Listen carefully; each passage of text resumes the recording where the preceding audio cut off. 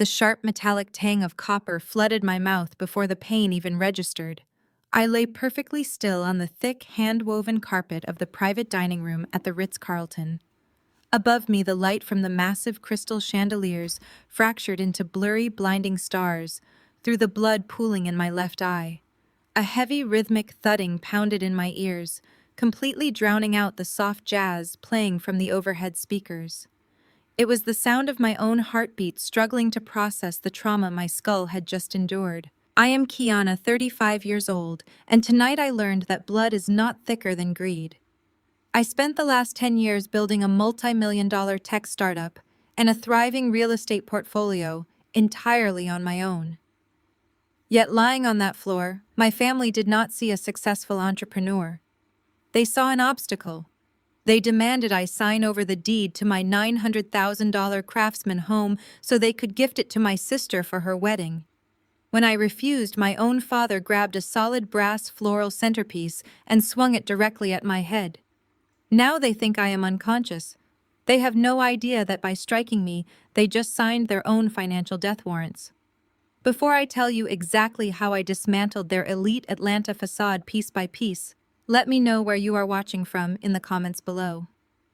Hit that like button and subscribe if you have ever had to protect yourself from the people who were supposed to protect you. The muffled voices above me slowly came into focus. Nobody was screaming for a doctor. Nobody was dialing emergency services. Instead, the distinct sound of fabric rubbing against metal filled the quiet space. Desmond, you are smearing the blood right into the polish. My mother Bernice spoke with the calm, clipped tone she usually reserved for correcting the waitstaff. I peeked through my eyelashes, keeping my breathing shallow and erratic. Bernice was standing over my father, adjusting her signature double strand of pearls. She did not even glance down at my bleeding head. I have to get the fingerprints off this thing before the catering manager walks back in, Desmond hissed. I watched my father, a man who prided himself on his impeccable reputation in Atlanta, high society, frantically scrubbing the heavy brass base with a pristine white linen napkin.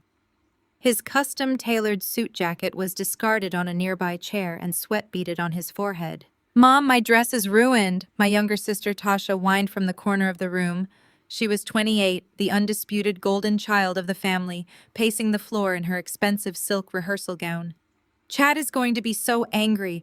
We were supposed to show him the deed tonight." "Stop your sobbing, Tasha," Bernice snapped. "Check the manila folder. Did she sign the transfer paper before she went down?" I lay there, the cold seeping from the floorboards into my bones, listening to my own mother prioritize a real estate transfer over my life. Tasha's designer heels clicked across the marble border of the room. I heard the rustle of heavy paper being pulled from the folder they had shoved into my hands just minutes earlier. "There is blood on the signature line," Tasha said, her voice trembling with absolute disgust. "She did not sign it. She just bled all over the notary seal." "Useless," Desmond muttered, tossing the bloodied napkin under a serving cart. "She has always been completely useless when it comes to supporting this family." Those words hit harder than the brass centerpiece. For a decade, I had been the one silently bailing out Desmond's failing commercial real estate firm. I was the one who paid off the balloon loans they took out to maintain their country club memberships and their luxury vehicles. Because I chose software development over joining the family business, because I preferred building my own wealth rather than relying on their pretentious social climbing, I was branded the difficult child. Tasha simply existed, light-skinned, compliant, and engaged to a wealthy white man named Chad, who supposedly ran an international import business. In their eyes, Tasha deserved my $900,000 house to start her perfect marriage while I deserved nothing. "What are we going to tell the police?" Tasha asked, her voice pitching into a panicked squeak. "Chad's parents are arriving at the hotel in 20 minutes. If they see police cruisers, the wedding is off. They hate scandal." Desmond stood up, straightening his cuffs and taking a deep breath to compose his features. "There will be no scandal," he said, his tone shifting into the smooth, authoritative voice he used in boardrooms. "We tell the paramedics exactly what we agreed on. Kiana has been under immense pressure at her little app company. She had a manic episode. She started shouting, lost her balance in her heels, and hit her head on the edge of the table when she fell. Will they believe that? Bernice asked, stepping over my legs to grab her designer clutch from the dining table. Of course they will believe it, Desmond replied smoothly. I am a respected businessman in this city. She is an estranged, overworked spinster who has always been emotionally unstable. We are just the concerned parents trying to manage a tragic accident. Nobody says a single word about the house or the deed. Do you understand me, Tasha? Yes, Daddy, she whispered. Good. Now call 911 and sound terrified. I kept my eyes shut tight as Tasha began to fake hyperventilate into her phone, giving the dispatcher the address of the Ritz Carlton. My head throbbed with a blinding white-hot agony, and I could feel the sticky warmth of my own blood matting my hair against the carpet. The physical pain was excruciating, but the absolute emotional clarity I felt in that moment was far more powerful. They had planned this ambush. They had isolated me in a private dining room under the guise of a pre-wedding celebration, brought legal documents, and expected me to fold under their collective intimidation. When I refused to surrender the property I bought and renovated with my own capital, Desmond resorted to violence without a second thought. And now they were conspiring to gaslight the authorities and frame me as mentally unstable just to protect their image and Tasha's upcoming nuptials to Chad. I did not move a muscle. I did not groan or cry out. Let them believe I was broken. Let them construct their fragile web of lies for the police and the paramedics. They needed to believe they held all the power because arrogance breeds carelessness. What Desmond and Bernice failed to realize was that I had not just built a successful tech company. I had built a network of resources, legal protections, and security measures that they could not even begin to comprehend. As the distant wail of ambulance sirens began to echo through the downtown streets, piercing the quiet luxury of the hotel, I made a silent vow. I would not just keep my house. I would dismantle their entire existence. I would dig into the rotting foundation of Desmond's business. I would expose the fraudulent facade of Tasha's perfect relationship. I would let them proceed with their grand, expensive wedding, and I would tear their world apart while all their elite friends watched. The sirens grew louder, and I simply waited in the dark, my silent revenge already taking root. 2 hours earlier, the air inside the private dining room of the Ritz Carlton tasted like expensive champagne and performative wealth. I stood near a towering pyramid of crystal coupe glasses, nursing a club soda with lime. Across the room, a jazz quartet played a smooth rendition of a classic, while Atlanta's black elite mingled. The women wore heavy silk and diamonds. The men wore custom tuxedos and practiced smiles. And right in the center of the spectacle was my sister Tasha, draped in a white designer rehearsal gown that cost more than my first car. Beside her stood Chad, her fiancé, laughing loudly at a joke my father had just made. Chad was white, 30 years old, and carried himself with the unearned confidence of a man who had never been told no in his entire life. I adjusted the cuffs of my tailored emerald green suit. I had chosen it specifically because it was sharp, professional, and entirely unsuited for the frilly pastel aesthetic my mother demanded for family events. I did not belong here, and I knew it. I had stopped trying to fit into their perfectly curated high society mold a decade ago. I was the eldest daughter, the one who was supposed to inherit the family legacy, marry a prominent doctor or lawyer, and smile for the cameras. Instead, I moved to the West Coast, taught myself to code, and built a software company that I eventually sold for 8 figures before starting my current tech venture. I bought a dilapidated craftsman house in Inman Park and spent 2 grueling years restoring it to its original glory. I got my hands dirty, I built my own wealth, and my family hated me for it. A sharp tap on my shoulder pulled me from my thoughts.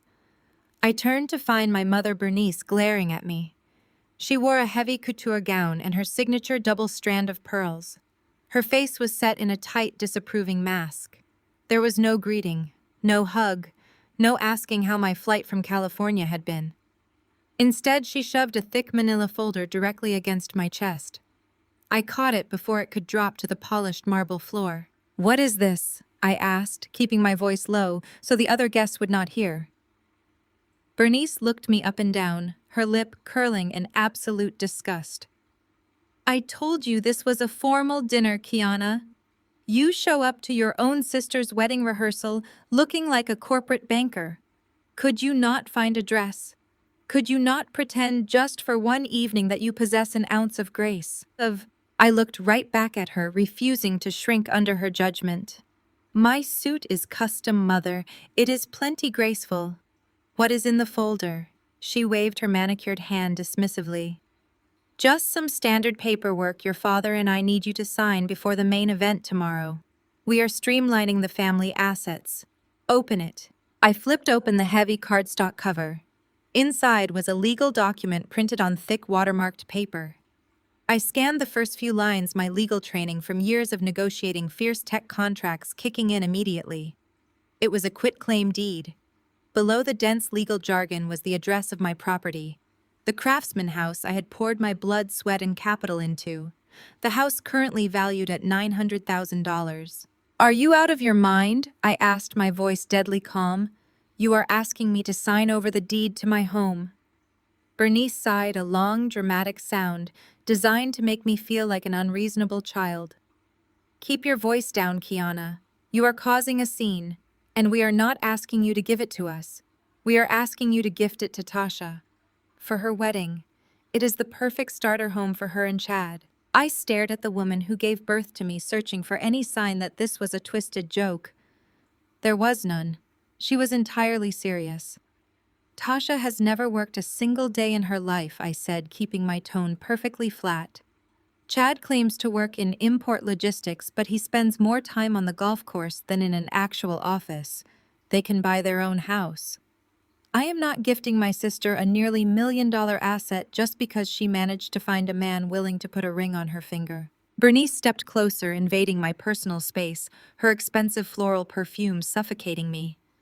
You have always been so utterly selfish, she hissed. You sit out there on the West Coast running some little app company, hoarding your money while your family works to maintain our legacy here in Atlanta. You refuse to join Du Bois Estates. You refuse to take your rightful place in the business your father built. You even skipped your own debutante ball just to sit in a computer lab and prove a point to us. You rejected every tradition, every connection, every single advantage we handed to you. I did not reject your advantages, I corrected her. I rejected your control. And that little app company you love to mock generated more revenue last quarter than Du Bois Estates has seen in 5 years. You know this, Mom. Because I am the one who quietly paid off the balloon mortgage on your primary residence last winter when the bank was threatening foreclosure. I bought you out of debt to save our family name. And this is how you repay me, by trying to rob me blind. Her face flushed a deep, mottled red. That was a private family matter, she snapped, glancing around nervously to make sure nobody had overheard my mention of their financial ruin. We are talking about Tasha. She is marrying into a very prominent family. Chad's parents are flying in from Greenwich tomorrow morning. They expect a certain lifestyle. We cannot have Tasha and Chad starting their marriage in some tiny luxury apartment. They need a proper home to entertain their guests. Your Craftsman is fully renovated. You are single, Kiana. You have no husband. You have no children. You are 35 years old and playing businesswoman. What do you possibly need a 4-bedroom house for? The sheer audacity of her logic was staggering. She was weaponizing my independence, using my single status as justification to strip me of my hard-earned property. In her elite image-obsessed world, a woman without a husband was a woman without value. My companies, my investments, my self-made wealth meant absolutely nothing to Bernice because I was not a society wife. Tasha had played the game perfectly. She snagged a wealthy partner to elevate their social standing, and therefore Tasha deserved the spoils of my labor. I closed the manila folder and tapped it against the edge of the champagne tower table. Let me make this incredibly simple for you, I said, maintaining direct eye contact. I will never sign this deed. Not tonight, not tomorrow, not ever. If Tasha wants a Craftsman home, she can get a job, secure a mortgage, and buy one. Or better yet, she can ask Chad to buy it for her since his family is so incredibly prominent. Bernice's eyes narrowed into dangerous slits. You are making a massive mistake, Kiana. You do not want to embarrass this family tonight. You owe us this. You owe your sister this. You will sign that paper or your father will make sure you regret ever stepping foot back in this city." I let out a dry, humorless laugh. "Is that a threat, Mother? Because last I checked, your husband's real estate firm is drowning in debt, and I am the only life raft keeping you all afloat. You should be thanking me for showing up to this circus at all. Instead, you ambushed me at a rehearsal dinner, trying to pull off a daylight robbery." I moved to hand the folder back to her, but a heavy hand clamped down on my shoulder. I turned my head. Tasha had abandoned her adoring crowd and marched over her perfect smile, replaced by a petulant scowl. Chad was right behind her, holding a crystal tumbler of bourbon, looking entirely too comfortable, stepping into a private family argument. The real ambush was just beginning. Chad took a slow, deliberate sip of his bourbon, the ice clinking against the crystal glass. He slid his free arm around Tasha's waist, pulling her close in a possessive gesture that made my skin crawl. He wore a navy tuxedo jacket that fit a little too snugly across the shoulders, and his smile was dripping with the kind of smug, unearned confidence that only came from a lifetime of failing upward. "Come on now, Kiana," Chad said, his voice loud enough to turn a few heads at the nearby tables. "There is no need to get hostile with your mother. We are all family here, right? Tasha and I were just talking about how much we love the Craftsman. Those original heart pine floors are incredible. We are already getting quotes from contractors to knock down that load-bearing wall between the kitchen and the living room. It will make a fantastic open concept space for the nursery." I stared at him, genuinely stunned by the sheer magnitude of his delusion. They had already hired contractors to evaluate my home. A home I held the sole deed to. A home I had spent 2 grueling years restoring with my own hands and my own capital. Chad did not seem to notice my silence. He just took another sip of his drink and chuckled. "Honestly, it works out perfectly for everyone." He continued, waving his hand in a dismissive gesture. "Since Du Bois Estates is managing your assets anyway, keeping the property inside the family portfolio just makes the most tax sense. Your dad and I ran the numbers last week. It is a clean transfer. You get to play the generous big sister, and Tasha gets the security she deserves. Win-win." The air in my lungs turned to ice. I looked past Chad to my mother, who suddenly found the intricate lace pattern on Tasha's dress absolutely fascinating. She refused to meet my eyes. "Let me make sure I am understanding this correctly," I said, keeping my voice dangerously quiet. "You believe that Du Bois Estates, my father's commercial real estate firm, manages my assets." Chad frowned, his arrogant smile faltering for a fraction of a second. "Well, yeah. Desmond said he handles your portfolio. He said you have a nice little setup out there on the West Coast, but that the family firm oversees the major holdings. It just makes sense to keep the wealth consolidated." I felt a sharp, bitter laugh claw its way up my throat. The audacity was breathtaking. Desmond had not just been trying to steal my house. He had been lying to his future son-in-law, using my hard-earned success to inflate his own crumbling empire. He was padding his firm's resume with my net worth to impress Chad's wealthy Greenwich family. "Chad," I said, taking a slow step forward, "I do not know what fairy tale my father has been spinning for you over 18 holes of golf, but let me introduce you to reality. Du Bois Estates manages absolutely nothing of mine. They do not have access to my bank accounts.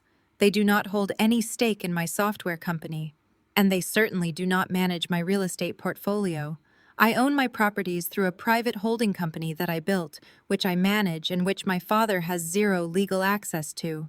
If Desmond told you he controls my assets, he lied to your face." Tasha gasped, her manicured hand flying to her chest. "Why do you always have to be such a vicious bitch, Kiana?" she hissed, her voice trembling with manufactured victimhood. "This is my wedding weekend. You are supposed to be supporting me. You have millions of dollars sitting in the bank. You do not even live in Atlanta full-time anymore. Why are you being so greedy over one house?"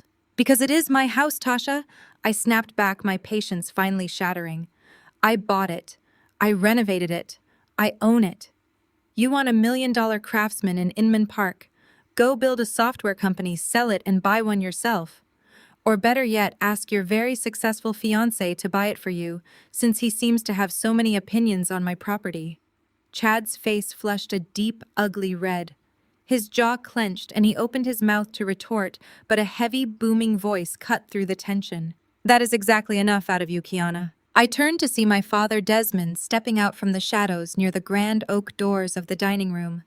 He had been lingering by the entrance, watching the confrontation unfold, and now he was moving in to shut it down. Desmond was an imposing man, 6'3", broad-shouldered, with a presence that demanded absolute submission.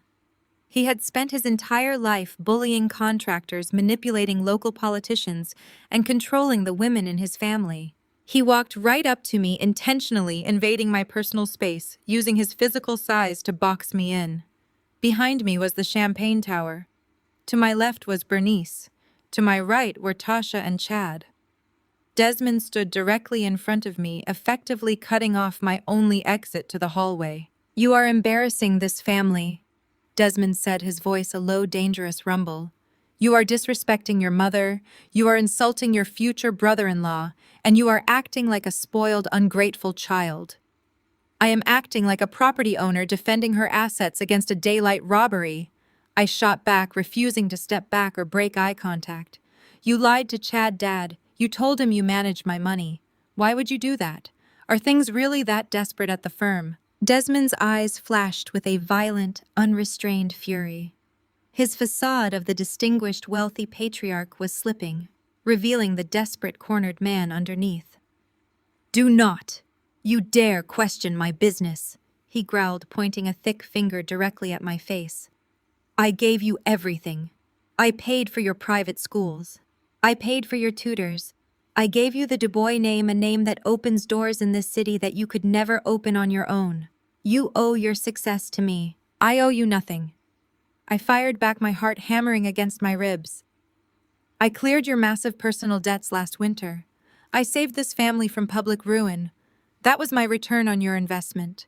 We are legally and financially even." "You listened to me," Desmond sneered, stepping so close I could smell the expensive scotch on his breath. "You think because you got lucky with some tech startup out in California that you are suddenly my equal? You are not.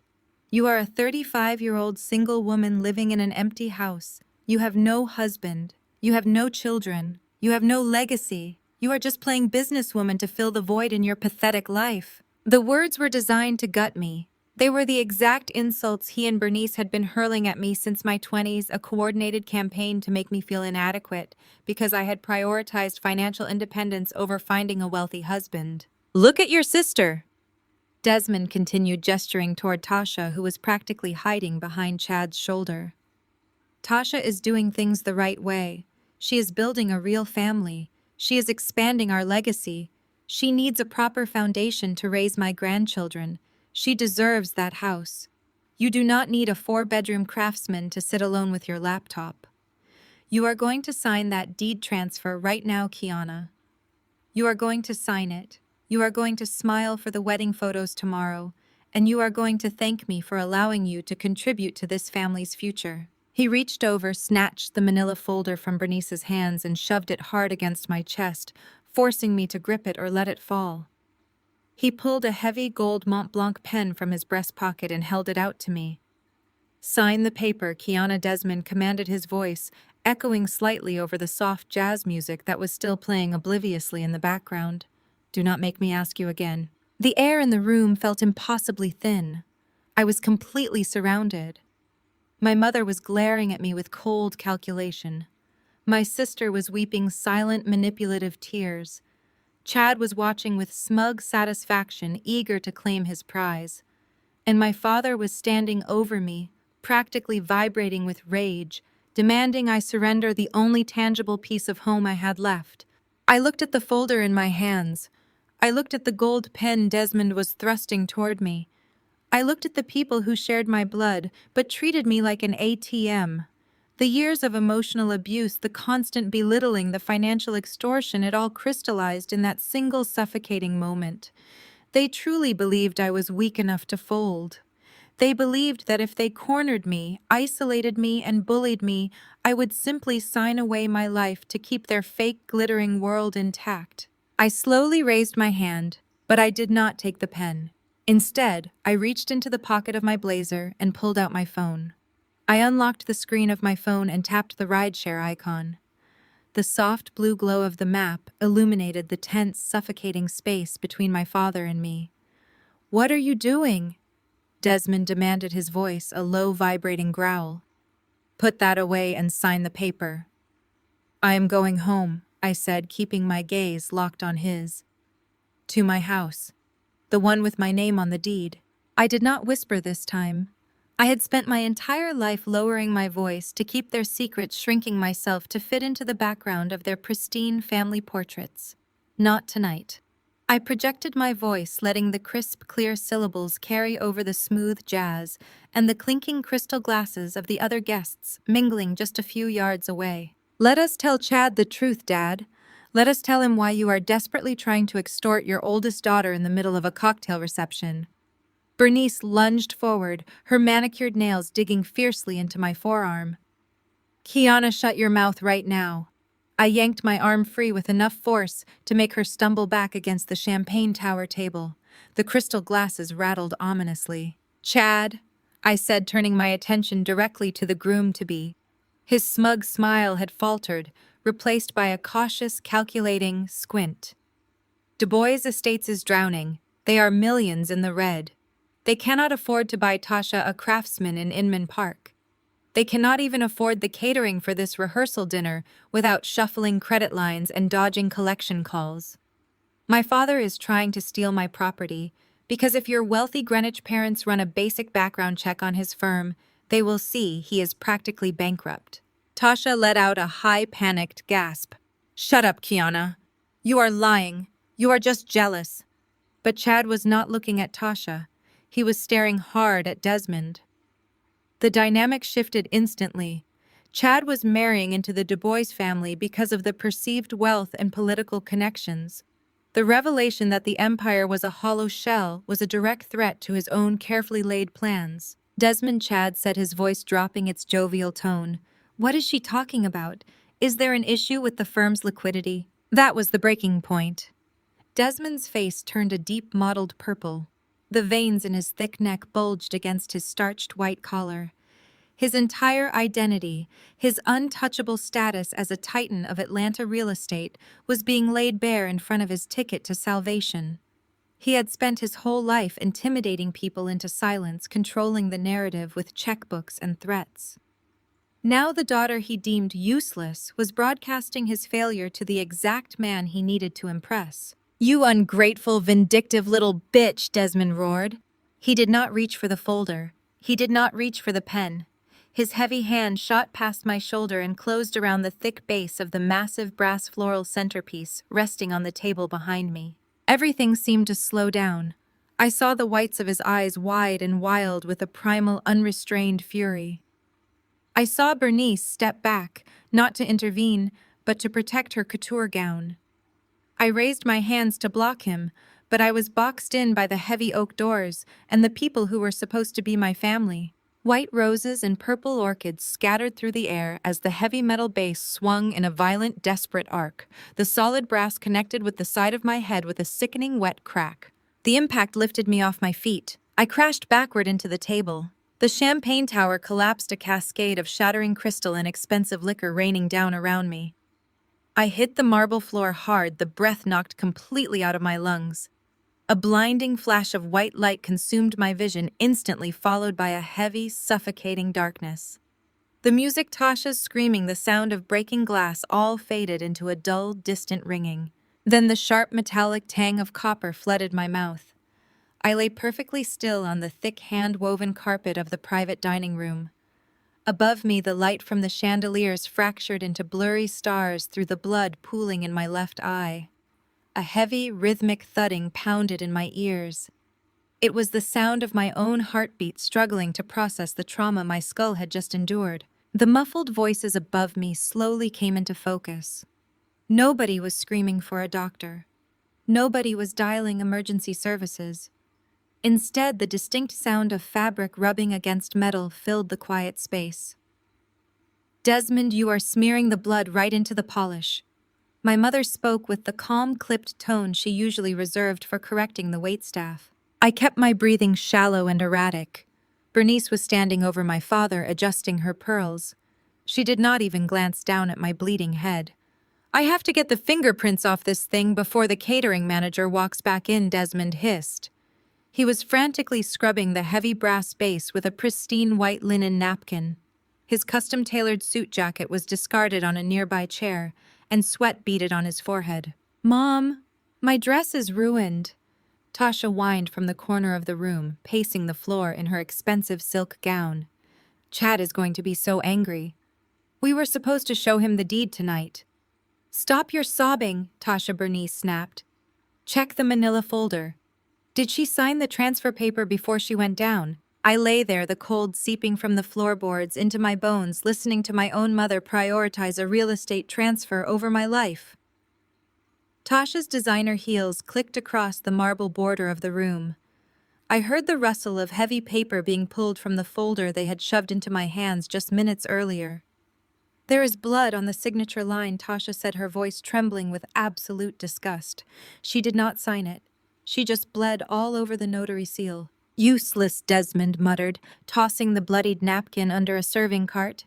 "She has always been completely useless when it comes to supporting this family." "What are we going to tell the police?" Tasha asked, her voice pitching into a panicked squeak. "Chad's parents are arriving at the hotel in 20 minutes. If they see police cruisers, the wedding is off. They hate scandal." Desmond stood up, straightening his cuffs and taking a deep breath to compose his features. "There will be no scandal. We tell the paramedics exactly what we agreed on. Kiana has been under immense pressure at her little app company. She had a manic episode. She started shouting, lost her balance in her heels, and hit her head on the edge of the table when she fell. Will they believe that?" Bernice asked, stepping over my legs to grab her designer clutch from the dining table. "Of course they will believe it," Desmond replied smoothly. "I am a respected businessman in this city. She is an estranged, overworked spinster who has always been emotionally unstable. We are just the concerned parents trying to manage a tragic accident. Nobody says a single word about the house or the deed." "Do you understand me, Tasha?" "Yes, Daddy," she whispered. "Good. Now call emergency services and sound terrified." I kept my eyes shut tight as Tasha began to fake hyperventilate into her phone, giving the dispatcher the address of the Ritz Carlton. My head throbbed with a blinding, white-hot agony. They had planned this ambush. They had expected me to fold. When I refused, they resorted to violence without a second thought. And now they were conspiring to frame me as mentally unstable just to protect their image. I did not move a muscle. Let them construct their fragile web of lies. As the distant wail of ambulance sirens began to echo through the downtown streets, piercing the quiet luxury of the hotel, my silent revenge had already taken root. The rhythmic, piercing beep of a heart monitor dragged me back to consciousness. The smell of industrial bleach and rubbing alcohol assaulted my senses long before I could pry my eyes open. My head felt like it had been split open and stuffed with hot coals. Every pulse of my heart sent a fresh wave of agony radiating from my left temple down to my jaw. I tried to swallow, but my tongue felt swollen, coated in a thick metallic film. I forced my heavy eyelids apart, squinting against the harsh, unforgiving glare of fluorescent hospital lights. The sterile white ceiling tiles swam in and out of focus. I turned my head a fraction of an inch and instantly regretted it as the room spun violently. Through the blurry haze, I made out the silhouette of a man in a white coat standing near the foot of my bed. Next to him was my mother. Bernice was putting on the performance of a lifetime. "It was just terrifying, Doctor," Bernice said. Her voice trembled with a perfect manufactured fragility. She dabbed at the corner of her perfectly dry eye with a crumpled tissue. "She has been under so much stress lately. That little software company of hers, it consumes her entirely. She has not been sleeping, she has been erratic. I never imagined she would have a full manic episode in the middle of her sister's rehearsal dinner." The doctor, a young man with a sympathetic frown, nodded gently and wrote something on his clipboard. Stress can certainly exacerbate underlying anxiety, Mrs. Du Bois. You said she lost her balance. She was wearing these ridiculous high stiletto heels, Bernice lied effortlessly, her tone dripping with maternal sorrow. She started shouting these paranoid delusions, waving her arms around in a panic. She just tripped backward and hit the edge of the champagne table. It was awful. We tried to catch her, but she went down so fast. I tried to speak. I wanted to scream that it was a lie that Desmond had swung a solid brass centerpiece at my skull like a baseball bat. But when I opened my mouth, the heavy cocktail of intravenous painkillers turned my words into a garbled, pathetic groan. The sound drew the doctor's attention. He stepped up to my bedside and clicked on a pen light. "Kiana, can you hear me? I am Dr. Aris. You are at Emory University Hospital. You took a pretty nasty fall and suffered a severe concussion." I squeezed my eyes shut against the blinding light, trying to nod. "Do not try to move too much," Dr. Aris advised, his voice soothing and calm. "We have given you something for the pain. You required 14 stitches along your temple, but the imaging showed no internal bleeding. You are very lucky." Lucky. The word echoed in my sluggish brain. I slowly shifted my gaze past the doctor to the far corner of the room. Tasha was sitting in a vinyl visitor's chair. She was no longer wearing her designer rehearsal gown. She had changed into a cashmere loungewear set, looking perfectly put together and utterly unbothered by her sister lying in a hospital bed. In her lap, her manicured fingers were tightly gripping the edge of that cursed thick manila folder. The quitclaim deed. Tasha met my eyes. There was no sympathy there. No relief that I was awake. Just a cold, calculating glare.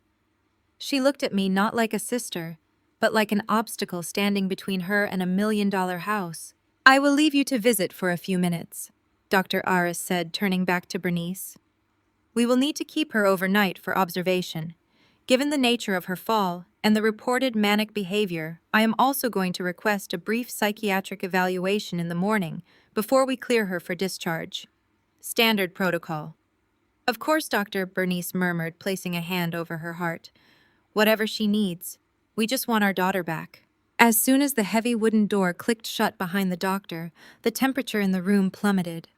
The fragile, weeping mother vanished instantly. Bernice straightened her spine, dropping the crumpled tissue into the trash bin with a look of utter distaste. She walked over to my bed, staring down at me with an expression of pure, unadulterated contempt. Tasha stood up and moved to the other side of the bed, the folder pressed tightly against her chest. "You are going to listen to me very carefully, Kiana," Bernice hissed, her voice dropping to a harsh, venomous whisper. "Your father is currently downstairs, dealing with the hotel management and paying off the catering staff to keep this quiet. Chad's parents are arriving at the Ritz in exactly 3 hours. You have already caused enough damage to this family tonight." I forced my jaw to work, fighting through the chemical fog clouding my brain. "He hit me," I managed to croak out, my voice sounding weak and foreign to my own ears. "It was assault." "Nobody is going to believe you," Tasha snapped, leaning over the cold metal bedrail. "Look at yourself, Kiana. You are isolated. You have no husband to back you up. You have no friends in this city. You are estranged from our entire social circle. Meanwhile, Dad is a pillar of the Atlanta business community. Mom is on the board of 3 major charities. If you try to claim Dad hit you, we will just bring Dr. Aris back in here and confirm that you are suffering from paranoid delusions." Bernice nodded, her eyes narrowing into dangerous slits. "The psychiatric evaluation tomorrow morning is a gift. If you utter one word about your father, one syllable about Du Bois Estate's bleeding money, I will personally ensure they place you on an involuntary psychiatric hold. Do you understand me? I will have you declared legally incompetent." A chill ran down my spine that had nothing to do with the freezing hospital room.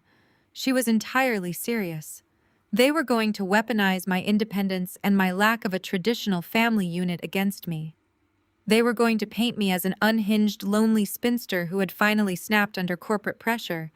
And in this city with their connections, they could absolutely pull it off. "And once you are declared incompetent," Tasha added, her voice dripping with cruel satisfaction, "Dad can file for conservatorship. He will have total legal control over your assets anyway, so you might as well save us all the legal fees and sign the deed right now." Tasha practically shoved the manila folder onto my chest, right over my thin hospital gown. She pulled a pen from her purse, uncapped it, and pressed it against my knuckles. I lay there trapped in a body that refused to cooperate, staring at the two women who shared my DNA. They were vultures circling me while I was bleeding, waiting to pick my bones clean. I felt a sudden sharp spike of adrenaline cut through the haze of the painkillers. I remembered the heavy weight of my blazer pocket right before the brass hit my skull. I had pulled out my phone. I had opened the voice memo app. I had started recording. Where were my belongings? My eyes darted to the clear plastic patient belongings bag sitting on the chair Tasha had just vacated. My emerald green suit was folded inside. My phone was in that bag. The phone that contained the high-definition audio of Desmond threatening me, Chad admitting to the asset transfer, and the sickening sound of the physical strike. I realized in that exact moment that fighting them head-on while strapped to a hospital bed and drugged on painkillers was a losing battle. If I screamed, they would call the nurses. They would have me sedated. They would strip my credibility away piece by piece until a judge handed Desmond the keys to my entire life. I needed to play their game. I needed to let them think they had won. I needed them to drop their guard so I could retrieve that phone and walk out of this hospital with the ultimate weapon. I let my eyes droop, forcing my breathing to slow into a ragged, pathetic rhythm. I let my hand slip off the folder, letting the heavy paper slide down my chest. "I cannot," I mumbled, slurring my words intentionally. "I am too dizzy. I cannot see the paper." Bernice huffed in profound frustration, crossing her arms over her chest. "She is too drugged up. The signature will not hold up if the notary sees she can barely hold a pen. The bank will flag it immediately." "What do we do?" Tasha whined, snatching the folder back and clutching it like a lifeline. "Chad is going to ask about the house tomorrow at the wedding. He expects the transfer to be finalized before the honeymoon. Tell him the paperwork is delayed until Monday because of her little accident," Bernice commanded, stepping away from the bed and smoothing the front of her dress. "We will deal with her tomorrow after the reception. She is not going anywhere. We have her exactly where we want her." The heavy wooden door swung open before Bernice could take another step. Two uniformed Atlanta police officers stepped into the sterile room. Their radios crackled, breaking the suffocating, conspiratorial silence my family had just built. Desmond appeared right behind them, practically guiding them in like a gracious host at an exclusive charity gala. He had completely erased the sweating, violent man from the private dining room. His tuxedo jacket was buttoned. His tie was perfectly straight. His posture was relaxed, exuding the effortless authority of a man who owned the building, the land it sat on, and everyone inside it. He extended a warm, firm hand to the older of the two officers. "Officers Desmond Dubois, I cannot thank you enough for responding so quickly. I know Chief Miller has your precinct working double shifts with the holiday weekend coming up. Please give the chief my best regards at the Rotary luncheon next week." The older officer, a man with graying temples and a tired, bureaucratic expression, accepted the handshake with immediate deference. "Of course, Mr. Dubois. We are just here to take a standard statement regarding the injury. Dispatch mentioned a fall at the Ritz Carlton." I forced my eyes open wider. I willed my heavy, drug-coated tongue to move. I started. The sound was a dry, pathetic croak. Assault. Desmond was at my bedside in a flash.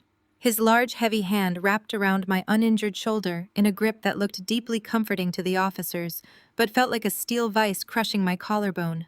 "Shh, sweetheart. Do not strain yourself. The doctor said the concussion has you terribly confused." He turned to the officers with a look of profound, agonizing paternal sorrow.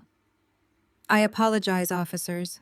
My eldest daughter, she has not been well. Tonight was supposed to be a joyous occasion, her sister's wedding rehearsal, but Kiana has been battling severe mental instability for years." The younger officer clicked his pen, his eyes shifting from me to Desmond. "Mental instability, sir. Is she currently on any medication?" Bernice moved smoothly to Desmond's side, placing a trembling hand on his arm. She played the weeping, devastated mother to absolute perfection. She refuses treatment.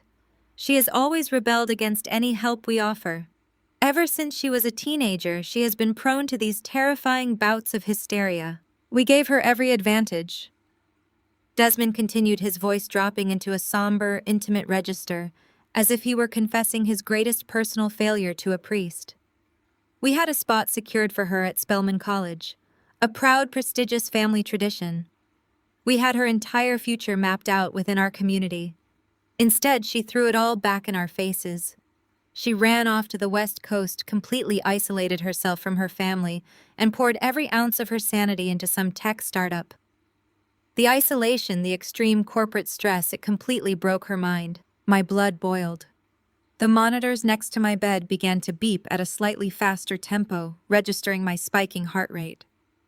He was taking my greatest achievements, my independence, my self-taught coding, my 8-figure company buyout, and seamlessly twisting them into symptoms of a psychiatric disorder.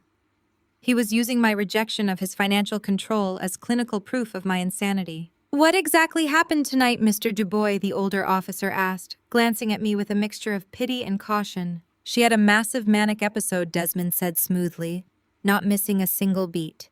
She showed up to the dinner already deeply agitated. When her mother and I tried to calm her down, she started shouting paranoid delusions. She was wearing these incredibly high stilettos, completely inappropriate for her state of mind. She lost her balance, stumbled backward, and hit her head directly on the edge of the brass table centerpiece. It was horrifying. My wife nearly fainted. "It is true," Tasha murmured from the corner of the room. She remained seated, clutching the manila folder to her chest like a protective shield, her wide eyes fixed on the officers. She was screaming that we were trying to steal from her. It made absolutely no sense. We were just trying to have a nice family dinner. I dug my fingernails into my palms, trying to use the sharp sting of physical pain to cut through the heavy narcotic haze wrapping around my brain. "Check." I forced out my words, slurring together as my heavy jaw refused to cooperate. "Check the centerpiece." He swung it. The younger officer frowned, stepping closer to the foot of my bed. "Ma'am, are you saying someone hit you?" Desmond let out a heavy, heartbreaking sigh. He looked at the officers with unshed tears shimmering in his eyes, playing the exhausted patriarch who had reached the end of his rope. "This is exactly what I mean, officers. The paranoia. The hysteria. She thinks everyone is out to get her. Her business partners, her investors, and now her own flesh and blood. You can check with the hotel." The catering manager and half a dozen waiters saw her fall. They can confirm she was entirely alone when she tripped. The reality of my situation hit me with the force of a freight train. Of course, the catering staff would confirm it. Desmond had been downstairs for an hour. He had swept the room, scrubbed the brass centerpiece clean, and bought their silence with Dubois' money before the ambulance had even pulled up to the curb. He had orchestrated a flawless cover-up while I was bleeding on the marble floor. The older officer closed his small leather notepad with a soft snap. The sound was deafening in the quiet room. "I understand, Mr. Dubois. Head injuries can cause severe disorientation and hallucinations, especially when combined with underlying mental health issues. We see it all the time. There is no need for a formal investigation if the hotel staff corroborates the accidental fall. We will file it as an accidental injury." I was screaming inside my own mind. I was clawing at the walls of my skull, begging my vocal cords to articulate a single coherent sentence. I wanted to scream about the quitclaim deed. I wanted to scream about Dubois' estates going bankrupt. But the heavy dose of IV painkillers the hospital had pumped into my veins to prevent brain swelling had effectively paralyzed my defenses. I was a prisoner in my own body, trapped in a sterile medical bed, watching my abuser shake hands with the law. "Take care of your daughter, sir," the older officer said, offering a sympathetic nod to Bernice. "She is going to need a lot of support. We are exploring long-term psychiatric care options tomorrow morning," Desmond replied gravely. "We just want her to get the help she desperately needs." The officers offered their final condolences for the ruined evening and stepped out into the hallway. The heavy door swung shut. The click of the latch sounded like a prison cell locking into place. Desmond dropped his hand from my shoulder. The sorrowful father act vanished in an instant, replaced by a cold, victorious smirk. He adjusted his cuffs and looked down at me. "You see, Kiana," Desmond said, his voice a low, mocking whisper. "You can build all the little apps you want. You can hoard your money out in California. But in this city, you are nothing. I control the narrative. I control the people. And by tomorrow afternoon, I will control your assets." He turned to Bernice and Tasha. "Get some rest. We have a psychiatric evaluation to attend in the morning and a wedding to get to." As they filed out of the room, leaving me alone in the dim, beeping silence, my heavy eyes drifted toward the clear plastic patient belongings bag resting on the visitor's chair. Inside, folded neatly beneath my ruined emerald green suit, was my phone. The phone that contained the high-definition audio recording of Desmond threatening me, Chad admitting to the asset transfer, and the sickening sound of the physical strike. They had won the battle tonight, but they had absolutely no idea they had just handed me the weapon to win the war. The heavy wooden door clicked shut, sealing me inside the sterile, humming quiet of the hospital room. The lingering scent of Bernice's heavy floral perfume, mixed with the sharp odor of rubbing alcohol, a sickening cocktail that made my stomach pitch. I lay perfectly still, my eyes fixed on the ceiling tiles, listening to the fading rhythm of my father's expensive leather shoes marching down the corridor. He had won. He had assaulted me, framed me as a psychiatric liability, and charmed the Atlanta Police Department all within the span of 2 hours. I turned my head a fraction of an inch toward the corner visitor chair. A fresh wave of nausea washed over me, accompanied by a blinding spike of pain from the 14 stitches pulling my temple tightly together. Sitting on the ugly vinyl seat was the clear plastic patient belongings bag. Through the crinkled plastic, I could see the sharp lapel of my tailored emerald suit, now ruined with dark, dried blood. Tucked securely beneath the folded fabric was the rectangular outline of my phone. My heart hammered against my ribs like a trapped bird. That phone was my only lifeline. It held the unbroken 45-minute audio recording of the entire dinner. It had captured Chad's smug admission about Du Bois' estates, managing my assets, Desmond's unhinged threats, and the sickening metallic crunch of the brass centerpiece striking my skull. It was the only tangible proof I had against a billionaire who controlled the local police, and a mother perfectly willing to watch me bleed out to protect a real estate deal. I tried to push myself up on my elbows, but my arms shook violently. The heavy dose of intravenous painkillers they had pumped into my system made my limbs feel like wet sand. I collapsed back against the stiff hospital pillows, gasping for air. I was completely trapped. If I rang the call button and asked a nurse to hand me my bag, they would document it. If Desmond had left instructions that I was in a manic state, any sudden movement or demand for my personal items would just be logged as erratic behavior, perfectly setting the stage for the morning psychiatric evaluation. The handle of the heavy door depressed with a soft click. I instantly let my eyes droop half shut, forcing my breathing back into a slow, rhythmic pattern. I needed to play the heavily sedated, compliant patient. A woman stepped into the room. She wore navy blue scrubs, a stethoscope draped around her neck, and a badge that read, "Keisha, Charge Nurse." She was a black woman, maybe 10 years older than me, with sharp, observant eyes that swept the room with calculating precision before landing on my bed. She closed the door behind her, making sure the latch caught completely. She did not go to the computer monitor on the wall. She did not check my IV drip. Instead, she walked straight over to the visitor chair, picked up the clear plastic bag, and unzipped the top.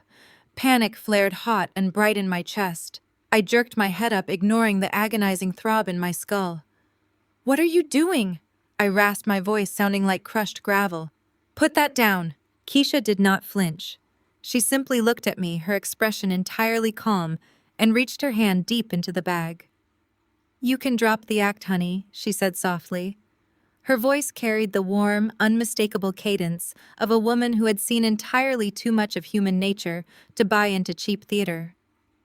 "I know exactly who your daddy is, and I know a snake when I see one. She pulled my phone from the bag, stepped up to the side of my bed, and slid the device directly under my right hand, concealing it beneath the edge of the thin cotton blanket. My fingers curled around the cool metal casing of the phone, like a drowning woman grabbing a life preserver. I stared at her, my pulse racing. "Why are you helping me?" Keisha crossed her arms, her dark eyes locking onto mine with fierce intensity. "Because your daddy talks entirely too loud when he thinks nobody who matters is listening. He and your mother were standing by the elevator bank 5 minutes ago, arguing about how to spin this to the groom's family. They did not notice me charting at the corner station. They think people in scrubs are invisible." I gripped the phone tighter. "What did they say?" "They were arguing about the blood on the paperwork," Keisha said, her tone completely matter-of-fact. "Your mother was furious that you bled all over the signature line. She told your father he swung too hard and ruined the execution of the deed." My breath hitched. They had already complained about the blood in front of me, but hearing it relayed by a stranger made the reality of their depravity hit me with fresh, horrifying force. "But that is not the part you need to worry about." Keisha continued, leaning in closer, her voice dropping to a conspiratorial whisper. "Your father was pacing the floor, cursing about a man named Marcus. He said Marcus was sitting in the lobby of the Ritz Carlton drinking $20 scotch, waiting to legally stamp a transfer that was never going to come. He told your mother it was going to cost him another $5,000 just to keep the man quiet and secure his services for tomorrow." The room seemed to tilt violently on its axis. The monitor next to my bed began a rapid, high-pitched trill as my heart rate spiked. "A notary," I whispered the words, tasting like ash in my mouth. "Marcus is a notary." Keisha nodded slowly, confirming my worst fear. They had a notary waiting downstairs in the hotel lobby. The entire architecture of their ambush suddenly crystallized in my mind, shifting from a brutal bullying tactic to a deeply premeditated, legally devastating trap. Desmond and Bernice had not just brought a quitclaim deed to a rehearsal dinner to pressure me into a gift. They had orchestrated a fully functional legal heist. If I had caved to their intimidation in that private dining room, if I had simply taken the pen and signed my name to buy a few minutes of peace, Desmond would have marched me directly down to the hotel lobby.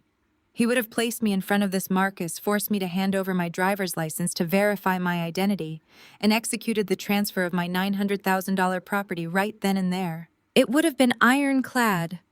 A legally binding asset transfer, witness stamped and logged into the county record before the wedding cake was even cut.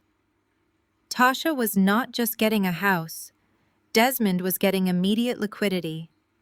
He was going to use the newly acquired asset on Du Bois Estate's balance sheet to secure whatever loans he needed to save his drowning firm from the Greenwich investors. "They brought a loaded gun to a family dinner," I said, my voice shaking with a cold, terrifying rage. "They were going to strip my assets in the lobby of a hotel. And when you refused, he tried to break your head open," Keisha stated bluntly.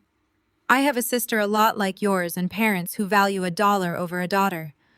I know exactly how this game is played. They are going to use that psychiatric evaluation tomorrow morning to strip your legal rights. If the hospital psychiatrist signs off that you are a danger to yourself or experiencing a manic break, your father is going to file for temporary conservatorship. Once he has medical power of attorney, he does not need your signature. He can sign the deed over to your sister himself." I closed my eyes, fighting a wave of pure panic. The trap was still active. The physical assault was just step one. Step two was stealing my autonomy. "You need to get ahead of this," Keisha said, her tone shifting to sharp professional urgency. "I am the charge nurse on this floor until 7 tomorrow morning.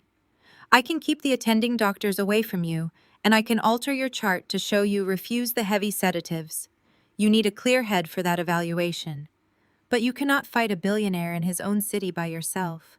You need your own people." I opened my eyes, the pain in my head suddenly eclipsed by a fierce, burning need for retribution. I slid my phone out from under the blanket. The battery was at 40%. I unlocked the screen using my passcode, bypassing the facial recognition. I opened the voice memo app. The file was right at the top. 47 minutes and 12 seconds long. I hit the share button and immediately uploaded the encrypted audio file to my secure company cloud server based in California, locking it behind a dual authentication wall that Desmond could never breach even with an army of hackers. The evidence was safe. Now I needed the cavalry. I opened my contacts and typed out a message to Marcus Sterling, the ruthless, brilliant lead corporate counsel for my software firm in San Francisco. Marcus was a shark who lived for high-stakes litigation, and he owed me his career. I hit send, dropped the phone back onto the mattress, and looked up at Keisha. "I need a favor," I said, my voice completely steady. "I need you to pull my IV out. I am done playing the victim." Keisha did not hesitate. She moved with the swift, practiced efficiency of a veteran trauma nurse.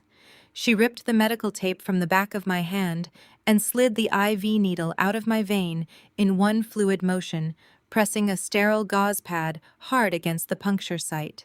"Keep pressure on that for 60 seconds, Keisha ordered, her voice a low, commanding whisper.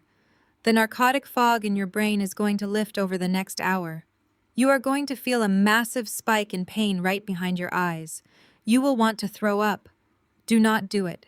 You need to hold yourself together, because if they find you retching on the floor, they will mandate the psychiatric hold before the sun even comes up." I pressed my thumb against the gauze, nodding as a sharp, agonizing throb began to pulse at the base of my skull. The chemical sweetness in the back of my throat was already starting to fade, replaced by the bitter, metallic taste of adrenaline. Keisha stepped over to the visitor chair. She picked up the thick manila folder Tasha had been clutching earlier. "Your sister dropped this when the police walked in. She was too busy playing the traumatized sibling to remember her props." Keisha tossed the folder onto my lap. The heavy thud of the paper felt like a physical blow. "You have friends in high places, Kiana. Call them." I picked up my phone. My fingers were slick with cold sweat, but my mind was sharpening with every passing second. I bypassed my general counsel and went straight to the heavy artillery. I dialed Chloe. Marcus was my West Coast shark, the man who handled my tech acquisitions in Silicon Valley. But Chloe was my Atlanta-bred apex predator. She was a corporate litigator who specialized in hostile takeovers and asset protection. I had hired her 3 years ago when a rival firm tried to steal my proprietary algorithm. She had buried them so deep in litigation, they had to file for bankruptcy. The phone rang exactly twice before the line clicked open. "Kiana," Chloe said, her voice completely alert despite it being 3 in the morning. "Who am I suing? I need you to pull up your secure server," I rasped, leaning back against the stiff hospital pillows to keep the room from spinning. "I am at Emory University Hospital." Desmond assaulted me at the rehearsal dinner. He brought the police in and framed it as a manic episode. He has a notary sitting in the lobby of the Ritz Carlton, and they left a stack of legal documents on my lap. The sound of rustling sheets echoed through the speaker, followed immediately by the rapid, rhythmic clacking of a mechanical keyboard. "I am booting up my secure terminal right now," Chloe said, her tone instantly shifting from sleepy to lethal. "Are you safe in that room right now?" "I have a nurse guarding the door," I replied, looking up at Keisha, who offered a grim nod of solidarity. "I am sending you photographs of every single page in this folder. I need to know exactly what kind of trap my father just walked me into." "Flatten the pages against the bed," Chloe instructed. "Make sure the lighting is bright enough to capture the fine print at the bottom of the margins. Do not miss a single addendum." I opened the manila folder. The first page was exactly what Tasha had claimed it was, a standard quitclaim deed transferring ownership of the Buckhead property from my LLC to her name. But beneath that single sheet of paper was a terrifyingly thick stack of legal documents bound together by a heavy brass staple. I held my phone steady, fighting the tremors in my arms, and snapped high-resolution photos of every page. 32 pages in total. As I hit send, uploading the encrypted images directly to Chloe's secure portal, a cold sweat broke out across my forehead. The sheer volume of the paperwork proved this was not a spur-of-the-moment demand. Desmond had his corporate lawyers draft this entire package days, maybe weeks in advance. "I have them," Chloe announced, the frantic sound of her typing filling the silence in my hospital room. "Give me 2 minutes to scan the clauses." I lowered the phone from my ear and put it on speaker, resting it on my collarbone. Keisha moved to the small sink in the corner of the room. She soaked a washcloth in cold water, wrung it out, and gently pressed it against my forehead, carefully avoiding the bandages on my temple. "They are going to send a hospital psychiatrist in here at 7 o'clock, Keisha murmured, keeping her eyes on the door. "He is going to ask you standard baseline questions. What year is it? Who is the president? He will ask you why your family believes you are a danger to yourself. You cannot show anger, Kiana. If you act furious, they will write it down as agitation. You have to be calm, detached, and entirely cooperative. I will be a stone, I promised, gripping the edge of the bed rail." Suddenly, Chloe cursed loudly through the phone speaker. It was a sharp, vicious sound that made my heart stop. Kiana Chloe said, her voice practically vibrating with rage. "This is not a property transfer. The quitclaim deed on the front is a decoy. It is a Trojan horse." "What are you talking about?" I asked, pulling the phone back to my ear. "Page 7, Chloe snapped. "The document shifts from a standard property transfer into a full execution of a durable power of attorney and a medical proxy. Look at paragraph 4. I frantically flipped through the heavy stack of paper on my lap until I reached the 7th page. The legal jargon was dense, buried under layers of convoluted corporate formatting. "If you had signed that front page, your signature would have legally bound you to the entire packet," Chloe explained rapidly. "It includes a stipulation acknowledging that you are experiencing severe psychological distress and willingly surrendering executive control of your assets to your father. By signing it, you would have legally declared yourself incapacitated." My lungs completely forgot how to process oxygen. The sterile walls of the hospital room seemed to close in around me. "It gets worse," Chloe continued, the furious clacking of her keyboard echoing like gunfire. "Desmond included a blanket asset transfer clause. It does not just cover the Buckhead house, Kiana. It grants Du Bois Estates immediate unrestricted access to your entire real estate portfolio, your liquid cash reserves, and your voting shares in your software company. He was not trying to bully you into buying your sister a wedding gift. He was trying to execute a hostile takeover of your entire net worth." Why, I demanded, my voice breaking. "My company is based in California. Why would he take this kind of massive legal risk to steal my assets? He is a billionaire." "No, he is not," Chloe corrected sharply. "I am pulling up the SEC filings for Du Bois Estates right now. Kiana, your father is drowning. He leveraged his entire commercial portfolio against a massive development project downtown that went belly up 3 months ago. The Greenwich investors he brought in are calling their notes due. He has multiple liens on his commercial properties. His cash flow is completely frozen. If he does not produce $80 million in liquid capital by the end of the fiscal quarter next week, they are going to seize his entire empire." The absolute horror of the situation crashed over me, freezing the blood in my veins.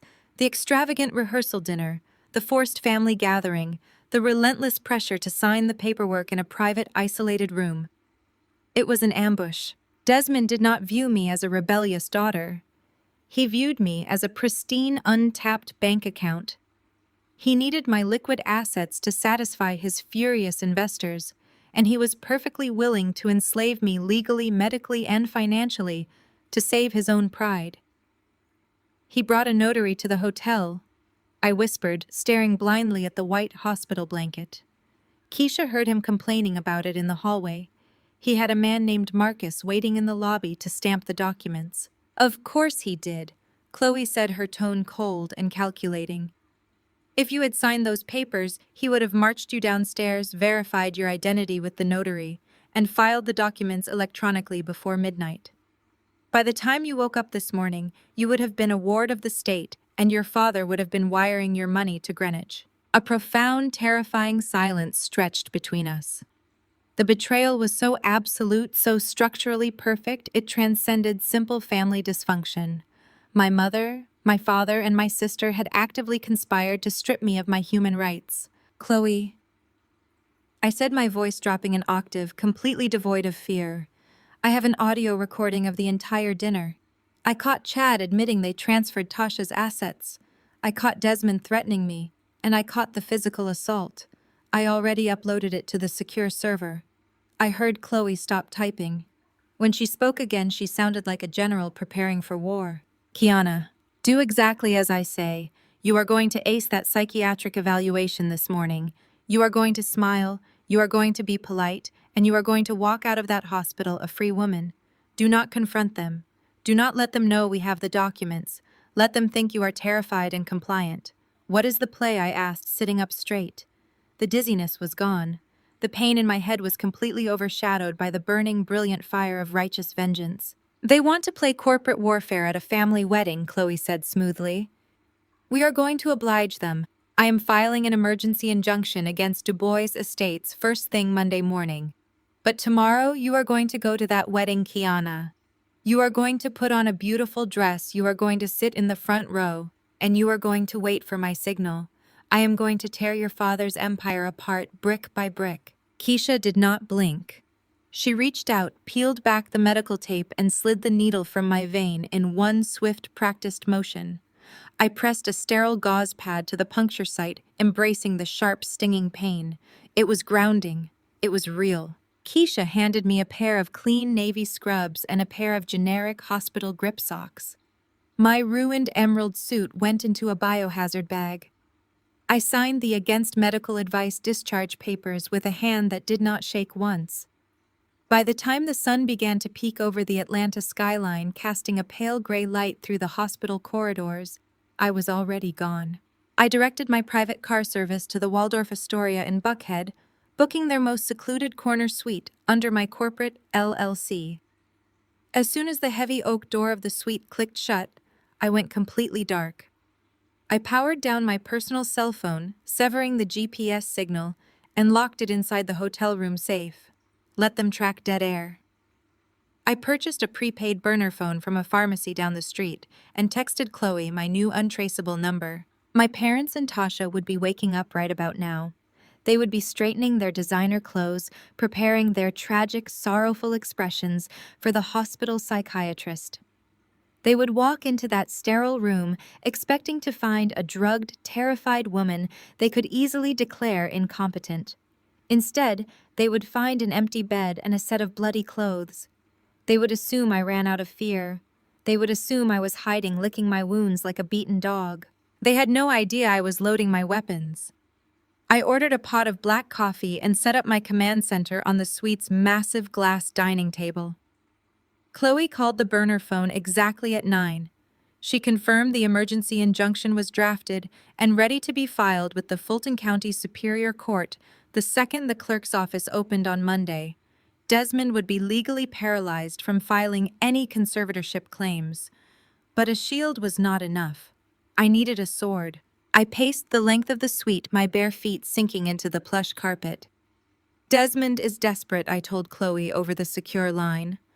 Billionaires do not risk felony fraud and assault just because a single development project went under. They have capital reserves. They have lines of credit. If he is willing to steal his own daughter's assets in a hotel lobby to cover an $80 million margin call, his foundation is entirely rotten. I need to know where the money went. I need a bloodhound. I know exactly who to call, Chloe replied without hesitation. His name is Silas Vance, former IRS criminal investigator. He now works private sector corporate espionage. He can find a single missing penny in a labyrinth of offshore shell companies. I will have him at your hotel in an hour. Silas arrived precisely 60 minutes later. He was a tall, unnervingly quiet man who carried 3 heavy laptops in a reinforced tactical briefcase. He did not ask about the bandage on my temple. He did not offer empty sympathies. He simply asked for the Wi-Fi password, sat down at the table, and went to work. For the next 48 hours, the hotel suite turned into a war room. We ordered room service that went uneaten. We drank gallons of coffee. Silas built a digital web across his monitors, pulling every public tax filing, every SEC disclosure, and every property deed associated with Du Bois Estates. He mapped out Desmond's corporate structure, a dizzying maze of holding companies and limited liability corporations designed to obscure ownership and shield assets. Then, at my direction, Silas started cross-referencing Desmond's business accounts with the financial filings of Bernice's cherished philanthropic organizations. My mother sat on the board of 3 major Atlanta charities. She threw galas that raised millions for underprivileged youth and urban development. Those charities were the crown jewels of her social standing, the impenetrable armor that made the Dubois family untouchable. On Sunday morning, just as the sun was rising over the city, Silas stopped typing. He took off his wire-rimmed glasses, rubbed his tired eyes, and turned the center monitor toward me. "You were right, Kiana," Silas said, his voice stripped of any emotion. "Your father is not just experiencing a cash flow problem. He is running a massive illegal shell game." I leaned over the screen, my eyes scanning the highlighted spreadsheets. The numbers told a story of staggering, shameless greed. Desmond's downtown commercial project started bleeding cash 2 years ago, Silas explained, pointing a pen at a column of red figures. To cover the construction delays and appease the Greenwich investors, he needed an immediate influx of capital.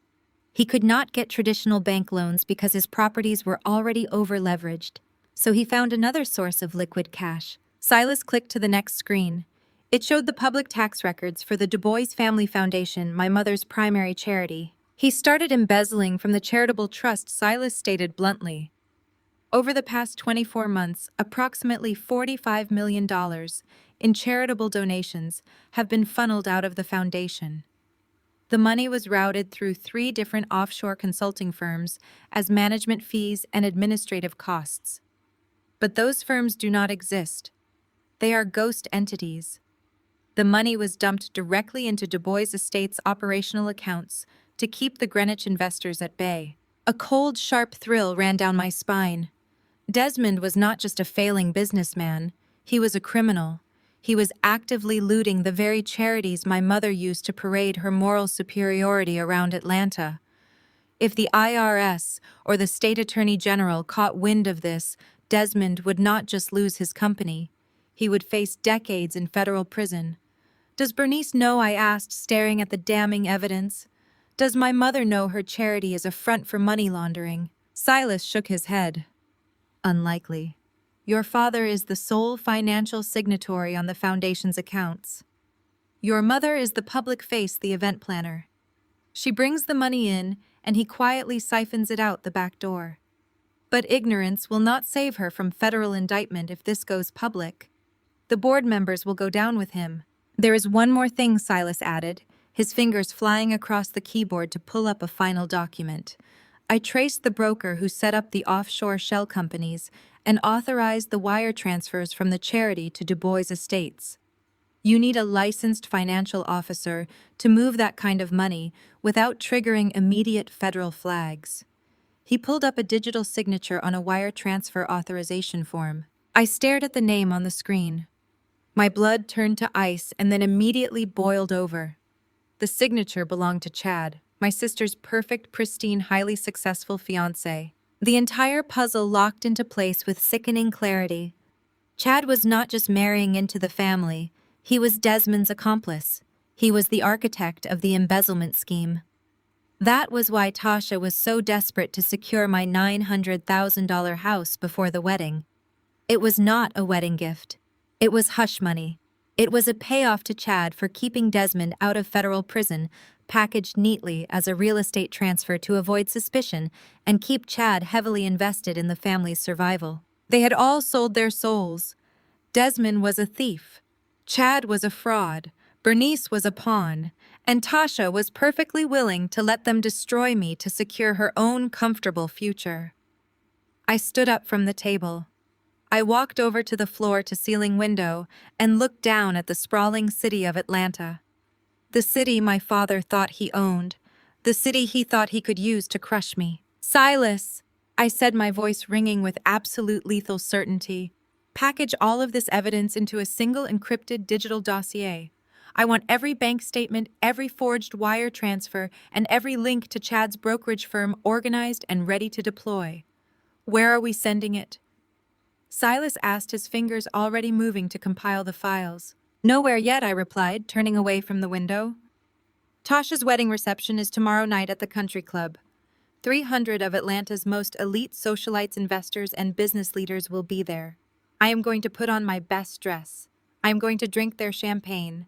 and then I am going to burn their entire world to the ground. The laser printer in the corner of the hotel suite began to whir, breaking the heavy silence that had settled over the room. Silas did not say a word as page after page of dense financial ledgers slid into the output tray. He simply gathered the documents, aligned their edges with a sharp tap against the glass table, and stapled them together. He slid the thick, heavy stack of paper across the table toward me. This was the killing blow.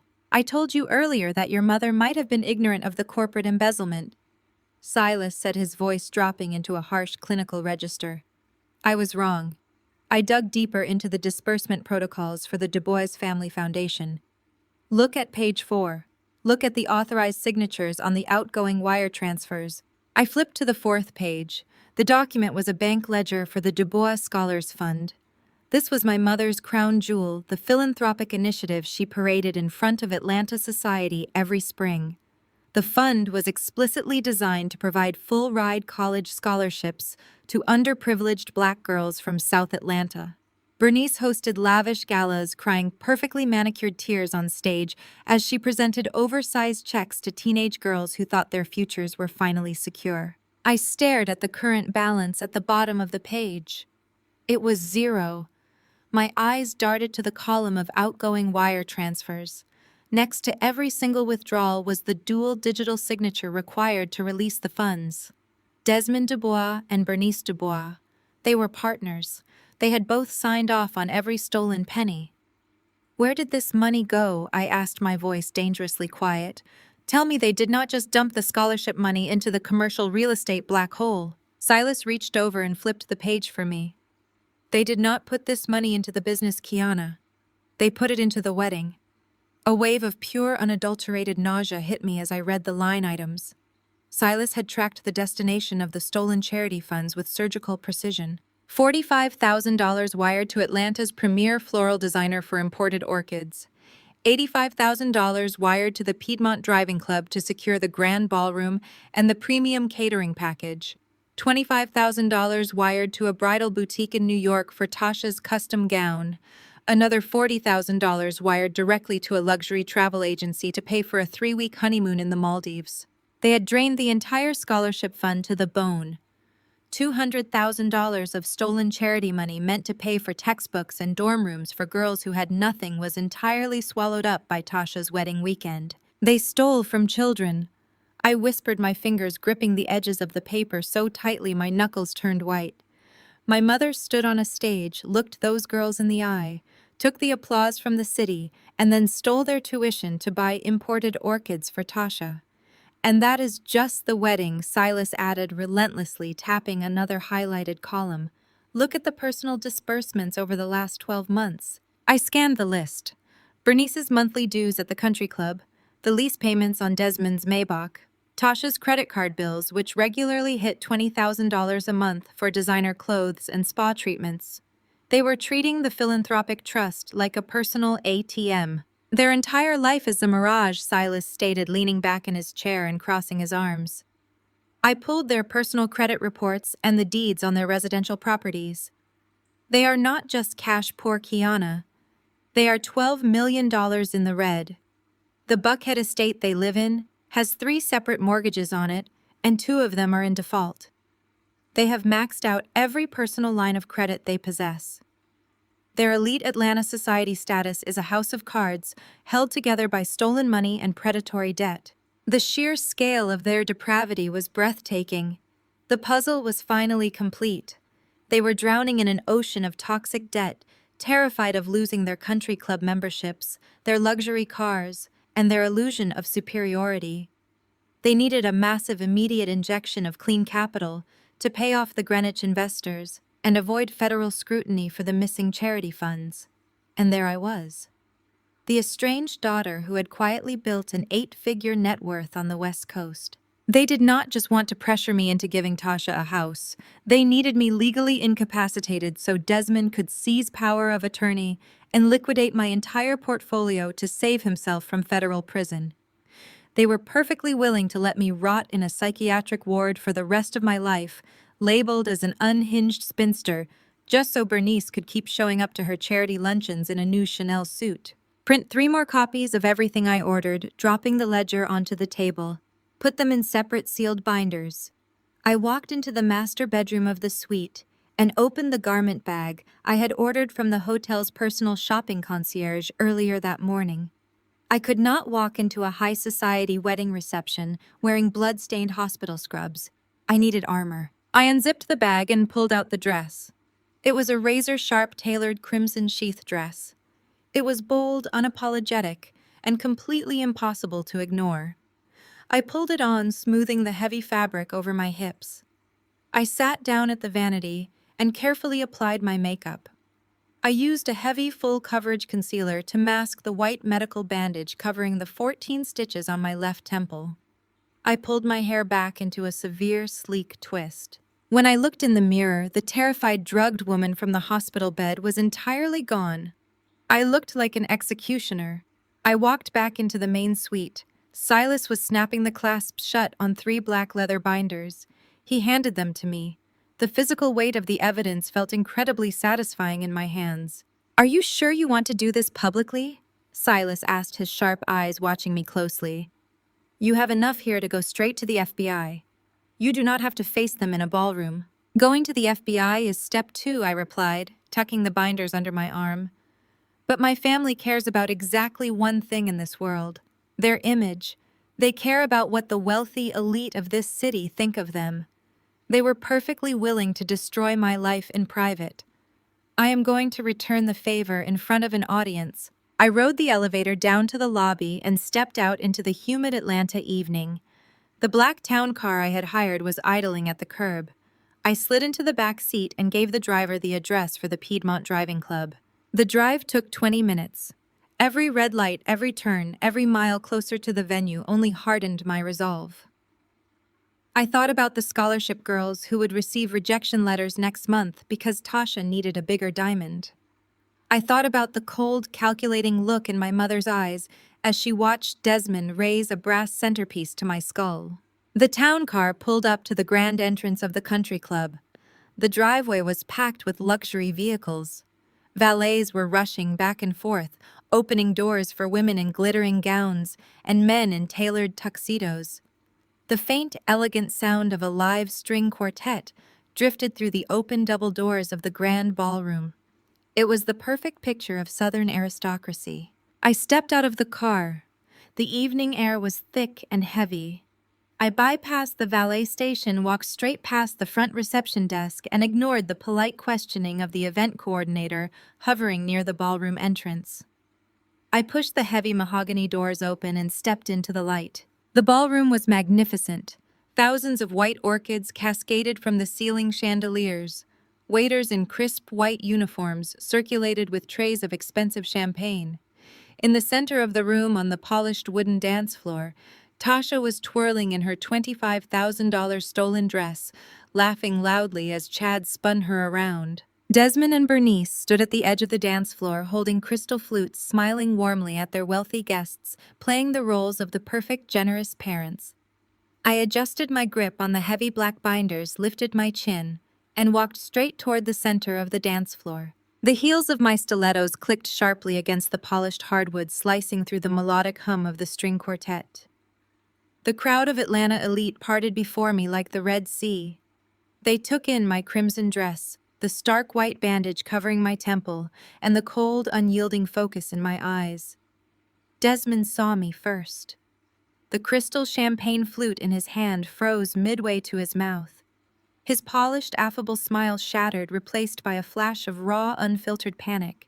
Bernice was a second behind him. Her eyes darted from my face to the heavy black binders in my arms, and I could physically see her calculating the threat level. She immediately lunged into damage control mode. Kiana, my mother, cried out, her voice pitching into a perfect theatrical display of maternal distress. She rushed across the dance floor, her arms outstretched. "What are you doing out of the hospital? The doctor said you were having a severe psychological episode. Please let us get you back to your room." "Do not touch me," I said. My voice was not loud, but it was laced with such absolute freezing authority that Bernice stopped dead in her tracks, her hands dropping to her sides. Tasha stopped dancing. She glared at me, her face flushed with anger. "You are ruining my reception, Kiana. You could not stand that tonight was about me, so you had to come here and put on a crazy act. Get her out of here, Chad." Chad stepped forward, playing the role of the protective masculine savior. He reached out to grab my arm. "Come on, Kiana. Let us not make a scene in front of your parents' guests." I stepped back and slammed the first black binder directly onto the center of the nearest VIP dining table, right in front of Judge Eleanor Harmon, the primary benefactor of my mother's scholarship fund. "There is no scene to make, Chad," I stated, my voice echoing in the sudden suffocating silence of the ballroom. "Just a simple presentation of facts. Judge Harmon, I suggest you open that binder. You will find the complete financial ledgers for the Du Bois Scholars Fund. You will also find that the balance is 0. A collective gasp rippled through the crowd. Judge Harmon frowned, her manicured hands reaching for the leather cover. Bernice let out a strangled, panicked sound. "My parents have been embezzling from the philanthropic trust for 2 years," I announced, projecting my voice so every wealthy investor and socialite in the room could hear exactly who they were drinking with. "They drained the scholarship accounts to keep Du Bois' estates afloat. And when that was not enough, they used the last $200,000 of stolen charity money to pay for the dress Tasha is wearing, the orchids hanging above your heads, and the champagne currently in your glasses." Desmond's face turned a violent shade of purple. "That is a lie," he bellowed, stepping aggressively toward me. "You are out of your mind. You are having a manic break." I turned to face my father, entirely unfazed by his physical intimidation. "The bank routing numbers are in the binder, Desmond. Dual signatures, yours and Bernice's. But we both know the charity fraud was just a desperate band-aid. The real problem is your commercial real estate debt. You owe the Greenwich investors $80 million, and you are completely insolvent." Whispers erupted across the ballroom. The investors in the room were already pulling out their phones. Desmond looked like a man standing on a trapdoor. But that is not the most interesting thing I found. I continued, pivoting my attention away from my father and locking my eyes onto Chad. Chad had stopped moving. His protective, arrogant posture had vanished, replaced by a rigid, terrifying stillness. The golden boy with his perfect teeth and his vague import-export business was suddenly looking at me like I was holding a loaded gun to his chest. "Because while I was in the car on the way here, my forensic accountant kept digging into those offshore accounts," I said, my voice dropping into a lethal conversational tone. I was so focused on my father's failures that I almost missed the true architect of this entire disaster. Tasha grabbed Chad's arm. "What is she talking about, Chad? Make her stop." "He cannot make me stop, Tasha," I replied smoothly, "because Chad is not a legitimate import-export executive. He is a professional money launderer." The silence in the ballroom became absolute, ringing with the sheer weight of the accusation. I looked directly at my father. "You thought you were so brilliant, Desmond. You thought you found a wealthy, connected son-in-law to bail out your drowning firm. You paraded him around the country club, bragging about his capital reserves. But you were too arrogant to realize that he was using you." Desmond stared at me, his breathing shallow and rapid. "What are you saying?" he demanded, his voice devoid of its usual booming confidence. "I am saying that Chad needed a failing, desperate domestic company with a high volume of real estate transactions to mix dirty money with clean assets," I explained, breaking down the financial architecture of their ruin for the entire room. "He found you, an arrogant fool with a massive ego and a collapsing portfolio. Chad did not invest in Du Bois Estates to save it. He used your firm as a legal shield to wash millions of dollars for overseas syndicates through those Cayman Island shell companies." I tossed the second binder onto the dance floor right at Chad's feet. "And the best part, Desmond," I added, twisting the knife with surgical precision, "is that Chad made sure your signature was on every single fraudulent real estate transfer. He structured the entire laundering operation so that you assume 100% of the legal liability. When the federal agents come knocking, they are not going to look at the golden boy. They are going to look at the desperate, bankrupt CEO who was already stealing from his wife's charity. You are the fall guy." Desmond physically staggered backward. He turned slowly to look at Chad, the realization hitting him with the force of a freight train. Chad did not look at my father. He was staring at the binder on the floor, his jaw clenched so tightly a muscle twitched violently in his cheek. Tasha began to shake her head, her elaborate bridal updo coming loose. "No," she whimpered, looking from Chad to my father. "No, Chad is rich. He bought me the Maldives honeymoon. He is going to buy us the estate." "He bought you a honeymoon with stolen charity funds to keep you quiet and compliant," I corrected bluntly. "And he was going to buy you an estate using my money. Because that was the final piece of the puzzle, wasn't it, Chad?"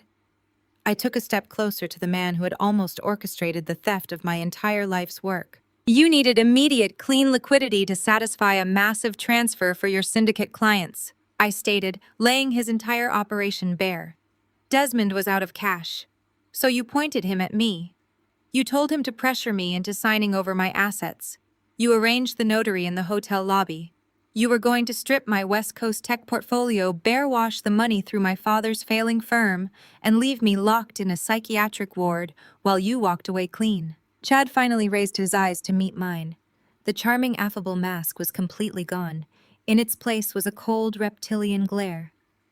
"You have no idea who you are dealing with, Kiana," he threatened softly, his voice dropping so only the people closest to the dance floor could hear. "You have no idea the kind of people whose money you are playing with. They will not just sue you, they will end you." I smiled. It was not a happy smile. It was the smile of a woman who had already survived the worst they had to offer. I already forwarded the encrypted dossier to the FBI field office in Atlanta, the IRS Criminal Investigation Division, and the Securities and Exchange Commission. I replied, my voice carrying crystal clear across the ballroom. "The feds are not going to care about your threats, Chad. They only care about the paper trail." And I just handed them the map. Pandemonium erupted. Judge Harmon threw her champagne glass onto the table and stormed toward the exit, shouting for her driver. Several other prominent investors immediately followed suit, scrambling to distance themselves from the radioactive fallout of Du Bois' estates. Bernice collapsed into a nearby chair, burying her face in her hands as her entire social empire disintegrated around her. Tasha was screaming at Chad, demanding answers he was ignoring, as he frantically pulled out his phone, likely trying to secure a flight out of the country before his passport was flagged. And Desmond simply stood there, the great, untouchable patriarch of the Dubois family reduced to a hollow, terrified shell of a man. He looked at me, his eyes wide with a sudden desperate plea for mercy, but I had none left to give. I turned my back on the wreckage of my family, walked out of the grand ballroom, and stepped into the cool, clean night air. The heavy mahogany doors of the Piedmont Driving Club swung shut behind me, instantly silencing the muffled sounds of screaming and shattered crystal. I stepped out from beneath the grand portico and inhaled the cool, clean night air. The suffocating humidity of my family's toxic empire was finally off my chest. My driver, Marcus, a trusted private security contractor Chloe had flown in from San Francisco the night before, was already holding the door of the black town car open. His eyes quickly swept the perimeter, assessing for threats before he nodded me inside. I slid into the plush leather back seat, the roaring adrenaline slowly beginning to ebb from my veins, replaced by a deep, resonant calm. I glanced down at the empty seat next to me. The sleek leather briefcase that had held my salvation was now empty, its contents scattered across a dance floor for Atlanta's elite to devour.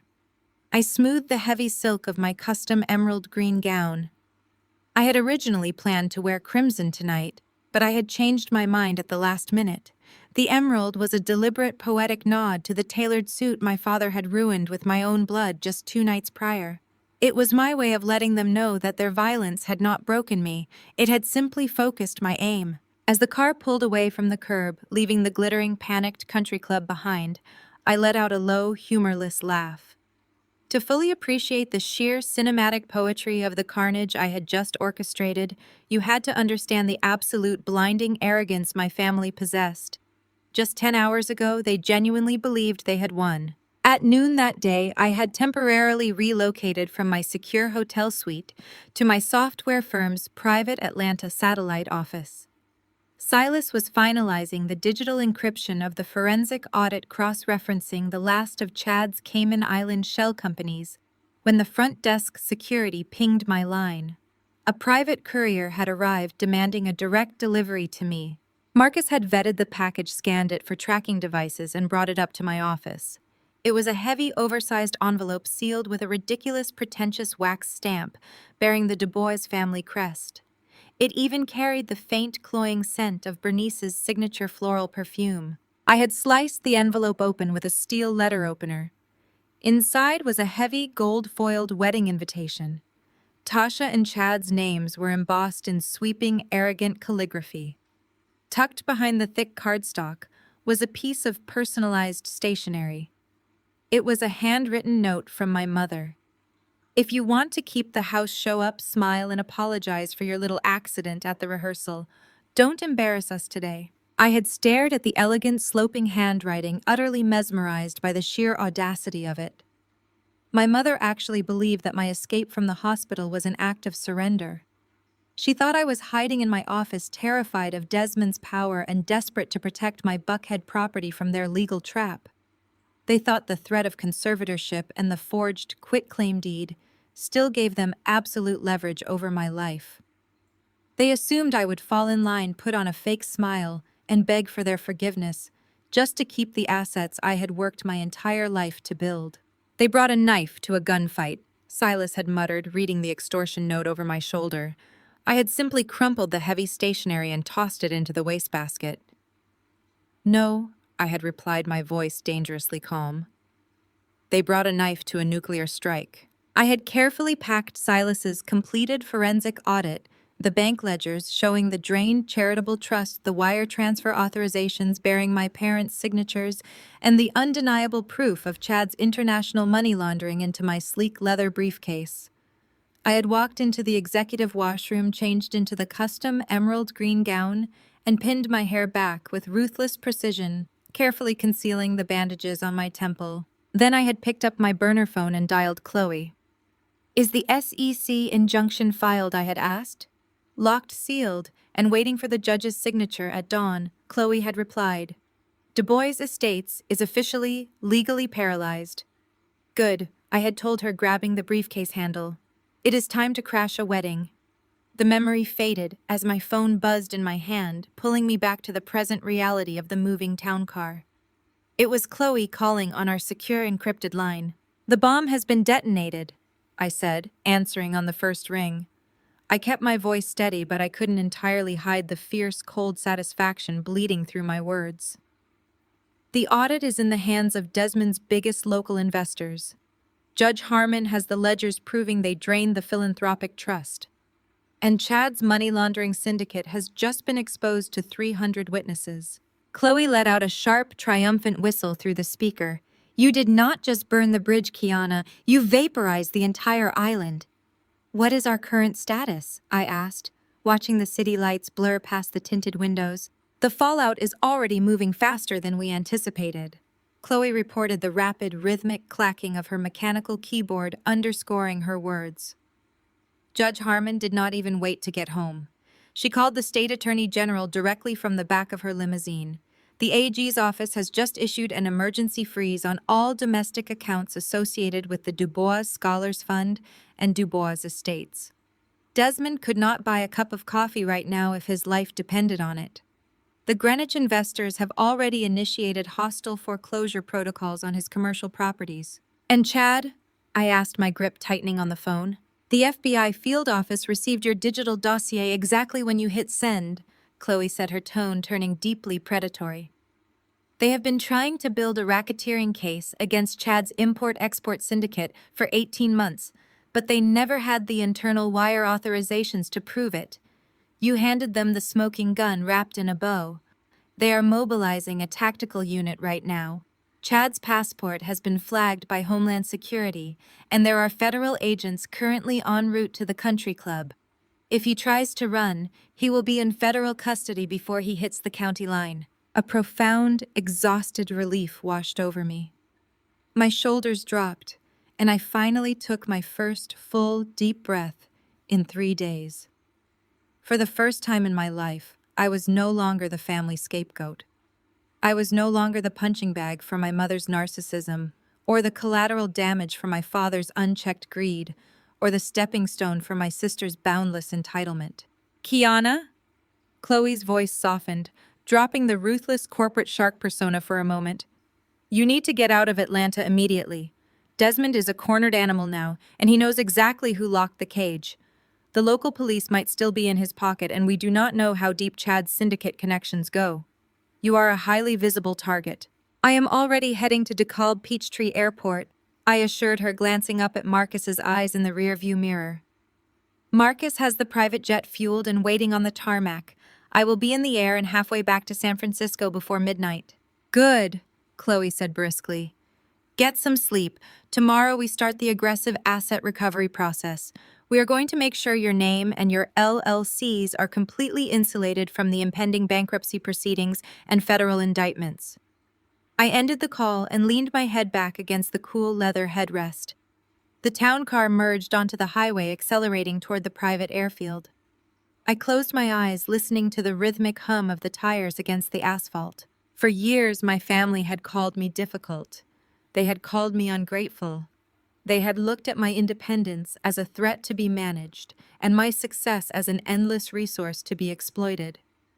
They had tried to break me down legally, strip me of my autonomy, and steal everything I had built, all while demanding I smile and apologize for the inconvenience. My burner phone buzzed one last time in my lap. It was a text message from an unknown number, but the frantic, panicked tone was unmistakably Tasha. Chad is gone. The FBI is here.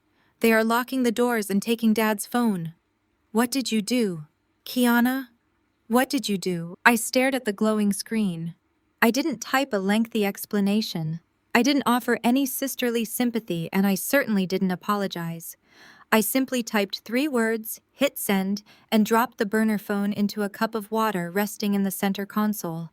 I planned better. The morning of the wedding arrived with a heavy, suffocating humidity that clung to the glass windows of the private satellite office my software firm maintained in downtown Atlanta. Silas and I had not slept. We had spent the entire night and the early hours of dawn locked inside the conference room, surrounded by glowing monitors tracing the digital blood spatter of Chad's financial crimes. The money laundering operation was a masterpiece of corporate deceit. Chad was utilizing Desmond's failing commercial real estate firm to wash millions of dollars for overseas syndicates. He routed the dirty capital through a complex labyrinth of Cayman Island shell companies, eventually injecting it into Du Bois estates under the guise of legitimate foreign investment. By 10 in the morning, the forensic audit was finally complete. Silas was running the last decryption protocols when the security buzzer at the front reception desk echoed through the quiet office. I checked the camera feed. A bonded private courier was standing in the lobby holding a thick, oversized envelope. I walked out to the reception area. The courier demanded my signature, refusing to hand the package to anyone else or leave it on the desk. I signed the electronic pad and took the heavy envelope. The paper was thick, textured cotton. The seal on the back was stamped with gold wax, bearing a pretentious custom-made Du Bois family crest. I carried the envelope back into my office and sliced it open with a steel letter opener. Inside was a heavy gold-foiled wedding invitation. Tasha and Chad's names were embossed in elaborate, sweeping calligraphy, formally inviting the recipient to witness their union at the exclusive Piedmont Driving Club. As I pulled the invitation from its sleeve, a separate piece of personalized cream-colored stationery fluttered onto my desk. I picked it up. It was a handwritten note from my mother Bernice. Her elegant, sloping cursive filled the center of the page. If you want to keep the house, show up, smile, and apologize for your little accident at the rehearsal. Don't embarrass us today. I stared at the note, reading the words twice to ensure I was fully comprehending the sheer breathtaking audacity of her demand. My mother was actively extorting me. She genuinely believed that Desmond's forged quitclaim deed and their threat of a fraudulent psychological conservatorship gave them absolute leverage over my life. They thought I was a terrified, desperate woman clinging to a single piece of Buckhead real estate. They expected me to walk into that country club, bow my head, and apologize for bleeding on their floor after my father assaulted me.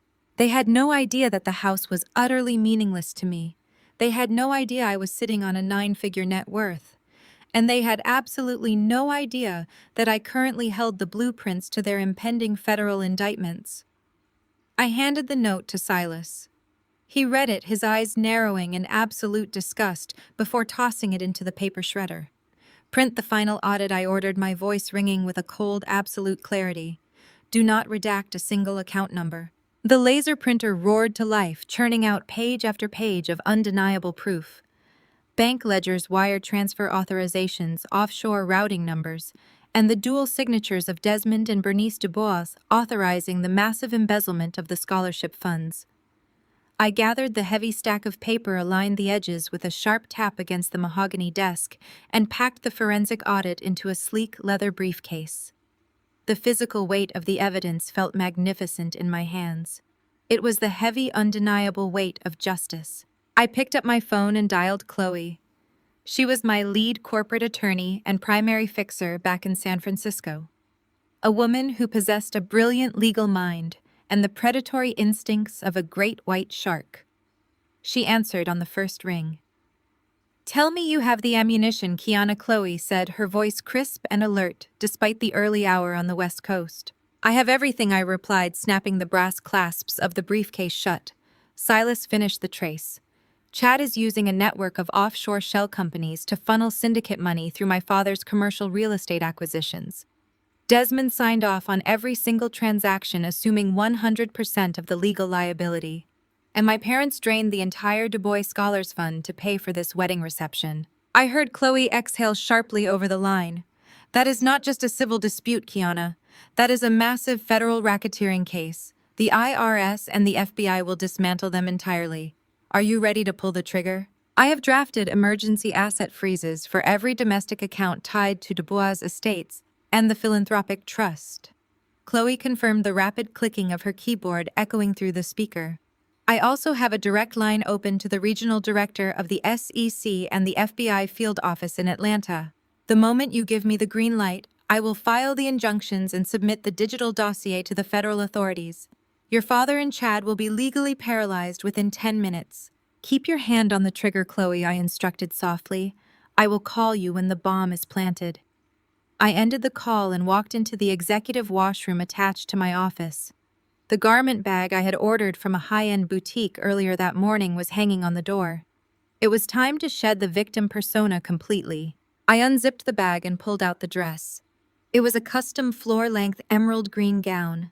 The heavy silk clung to my frame like liquid armor. The color was deliberate. It was vibrant, unapologetic, and completely impossible to ignore against the sea of traditional pastels and bridal white that would fill the country club. I slipped the gown on the fabric, cool and empowering against my skin. I sat at the vanity mirror and carefully applied my makeup.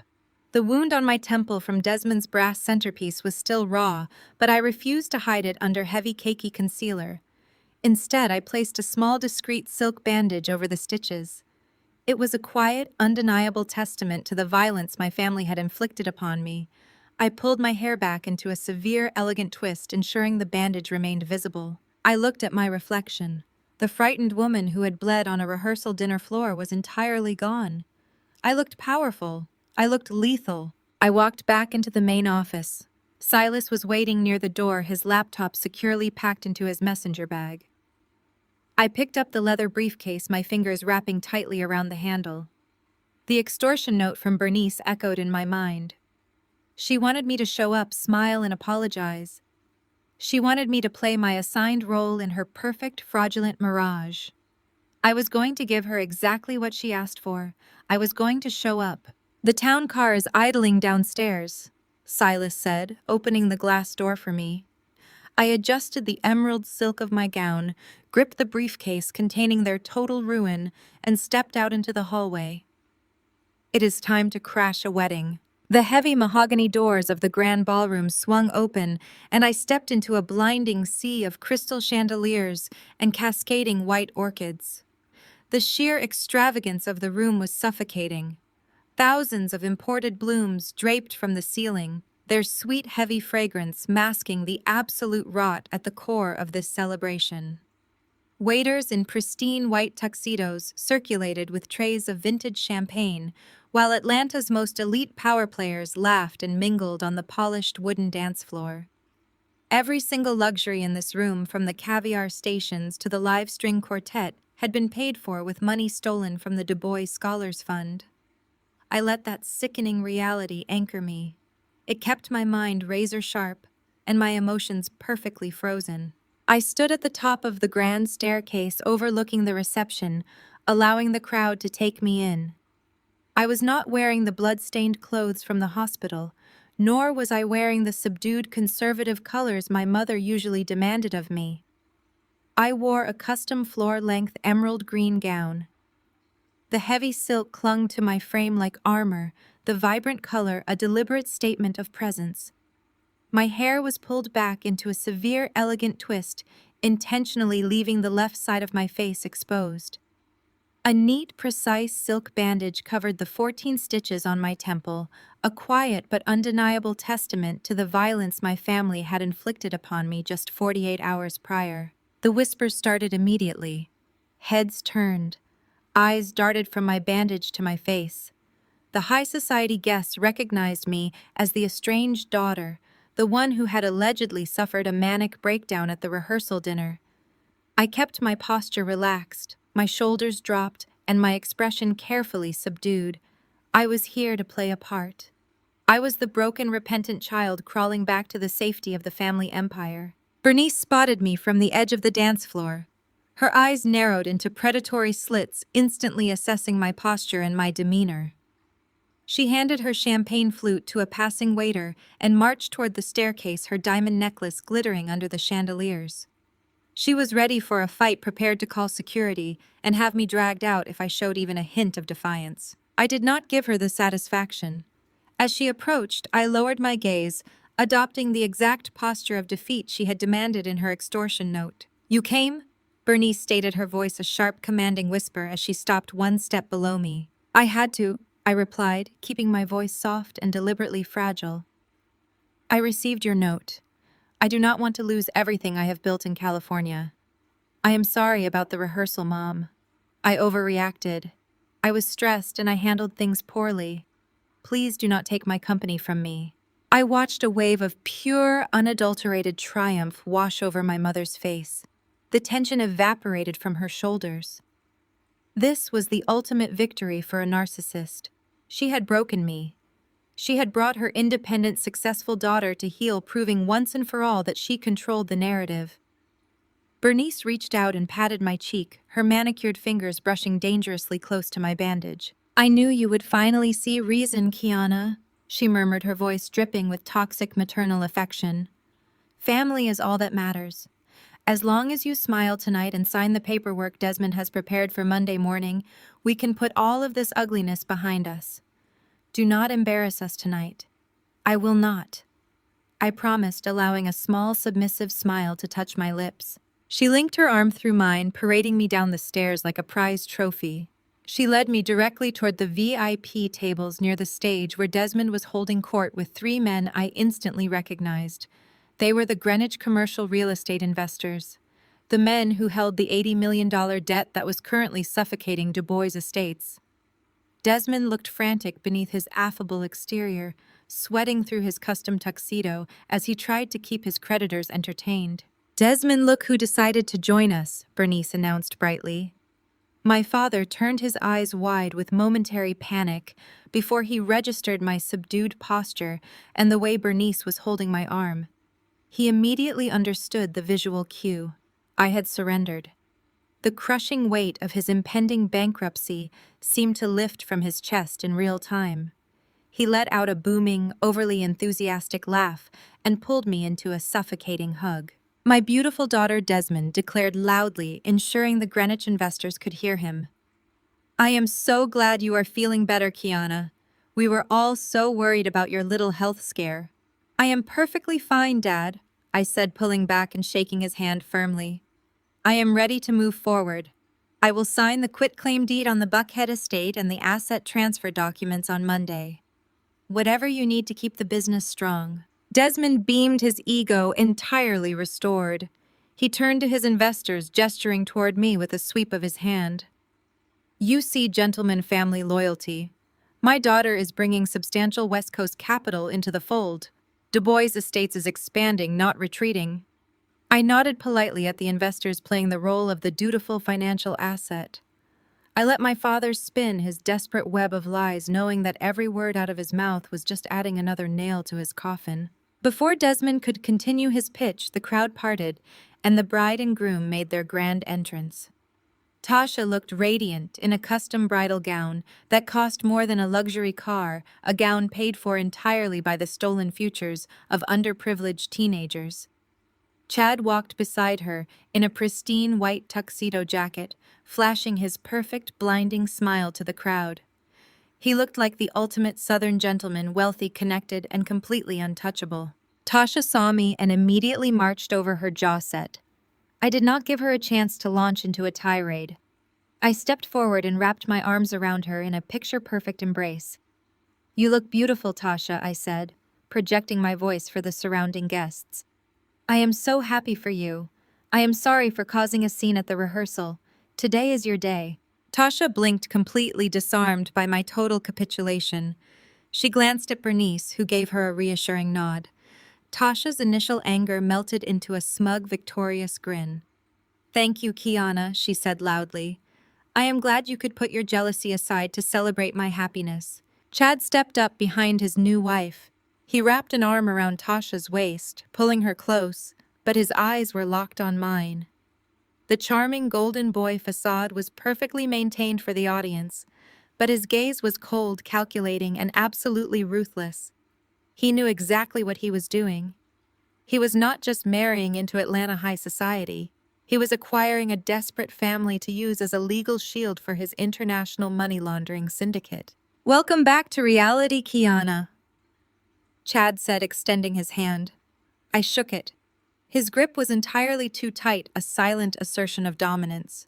He leaned in close to my ear, the scent of his expensive cologne masking the rot of his character. "I will have my private movers at your Buckhead property on Monday at dawn," Chad whispered, his voice dropping into a lethal, mocking register. "Have your things boxed up, and do not even think about dragging your feet on the asset transfers. If you try to delay the paperwork, your father will have you locked in a psychiatric hold by noon." I pulled back, maintaining direct eye contact with the man who thought he had engineered my complete destruction.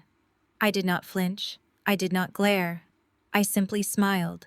It was a serene, pleasant smile that required every ounce of discipline I possessed. "I completely understand, Chad," I replied softly.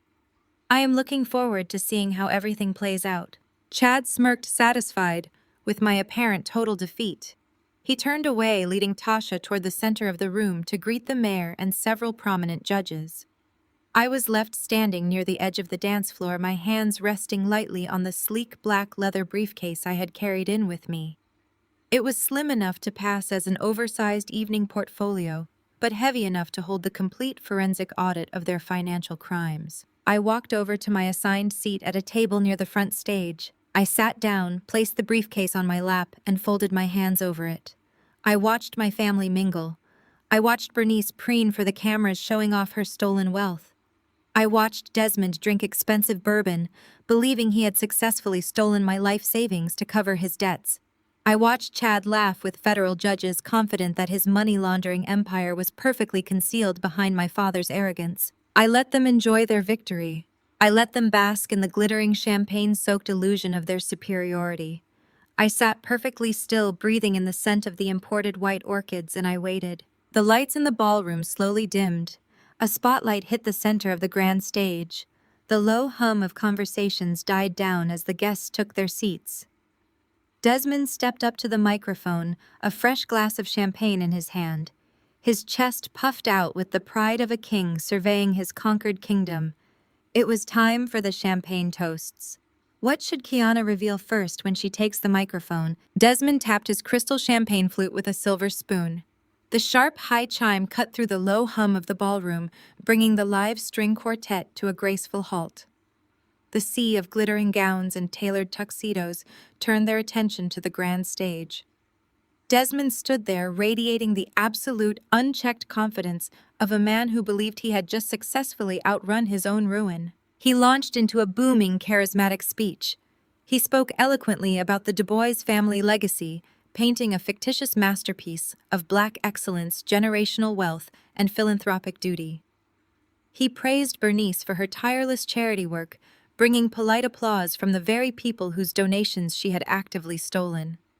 He welcomed Chad into the family with open arms, calling him a visionary and a man of impeccable integrity. And then, right on cue, Desmond turned his magnanimous gaze toward my table. He spoke of forgiveness. He spun a sickeningly sweet narrative about the trials of family, about prodigal daughters returning to the fold, and about the healing power of unity. He gestured for me to join him on stage. The crowd applauded, a polite, expectant sound. They were waiting for the heartwarming reconciliation. They were waiting for me to take the microphone, lower my head, and publicly submit to the patriarch. I stood up. I smoothed the heavy emerald silk of my gown, walked past the VIP tables, and climbed the plushly carpeted steps to the stage. Desmond handed me the microphone. He threw a heavy paternal arm around my shoulders and squeezed a physical reminder of the power he thought he held over me. He leaned in, his breath hot against my ear. "Play your part, Kiana," he murmured, his voice a low, threatening rumble masked by a broad smile. I took the microphone. I stepped smoothly out of his grip, walking to the exact center of the stage. The lights glared down on me, reflecting off the stark white silk bandage on my temple. I looked out over the hundreds of faces. I saw Judge Harmon, the city councilman, the Greenwich investors, and the elite socialites of Atlanta. "Thank you, Desmond." I began, my voice ringing with a cold, absolute clarity that instantly silenced the room. "You speak so beautifully about legacy and investments. In fact, since we are gathered here to celebrate the merging of two powerful empires, I thought it would be appropriate to share Chad's latest financial contributions to the family." I reached into my clutch, pulled out a small remote trigger I had secured from the venue's audiovisual team an hour prior, and pressed the button. The massive floor-to-ceiling digital screens behind the dance floor immediately shifted. The glowing, elegant monogram of Tasha and Chad's initials vanished. In its place, a massive, stark black and white QR code illuminated the ballroom. "I invite you all to take out your phones and scan the screens," I announced. "Consider it my wedding gift to the happy couple, a complete, unredacted portfolio of their future together." There was a moment of confused hesitation, but in a room full of aggressive investors and curious socialites, curiosity always wins. Hundreds of cell phones were raised. The soft, synchronized choruses of digital chimes echoed across the ballroom as cameras locked onto the code. I stood perfectly still, watching the exact second the reality of the documents registered. The screens of their phones lit up with the heavy, undeniable weight of Silas's forensic audit. They were looking at high-resolution PDF files of the Du Bois Scholars Fund bank ledgers showing a zero balance. They were scrolling through the wire transfer authorizations, bearing my parents' signatures, tracking the stolen charity funds directly to the Piedmont Driving Club, the floral designers, and the boutique that sold Tasha her gown. But more importantly, they were opening the subsequent files: the offshore Cayman Island routing numbers, the shell company incorporation documents, the undeniable traced paths of illicit syndicate capital flowing directly through Du Bois Estates' commercial real estate acquisitions. The polite silence of the ballroom shattered. It did not happen slowly, it happened all at once. A cacophony of outraged gasps, horrified whispers, and sharp, angry exclamations erupted from the tables.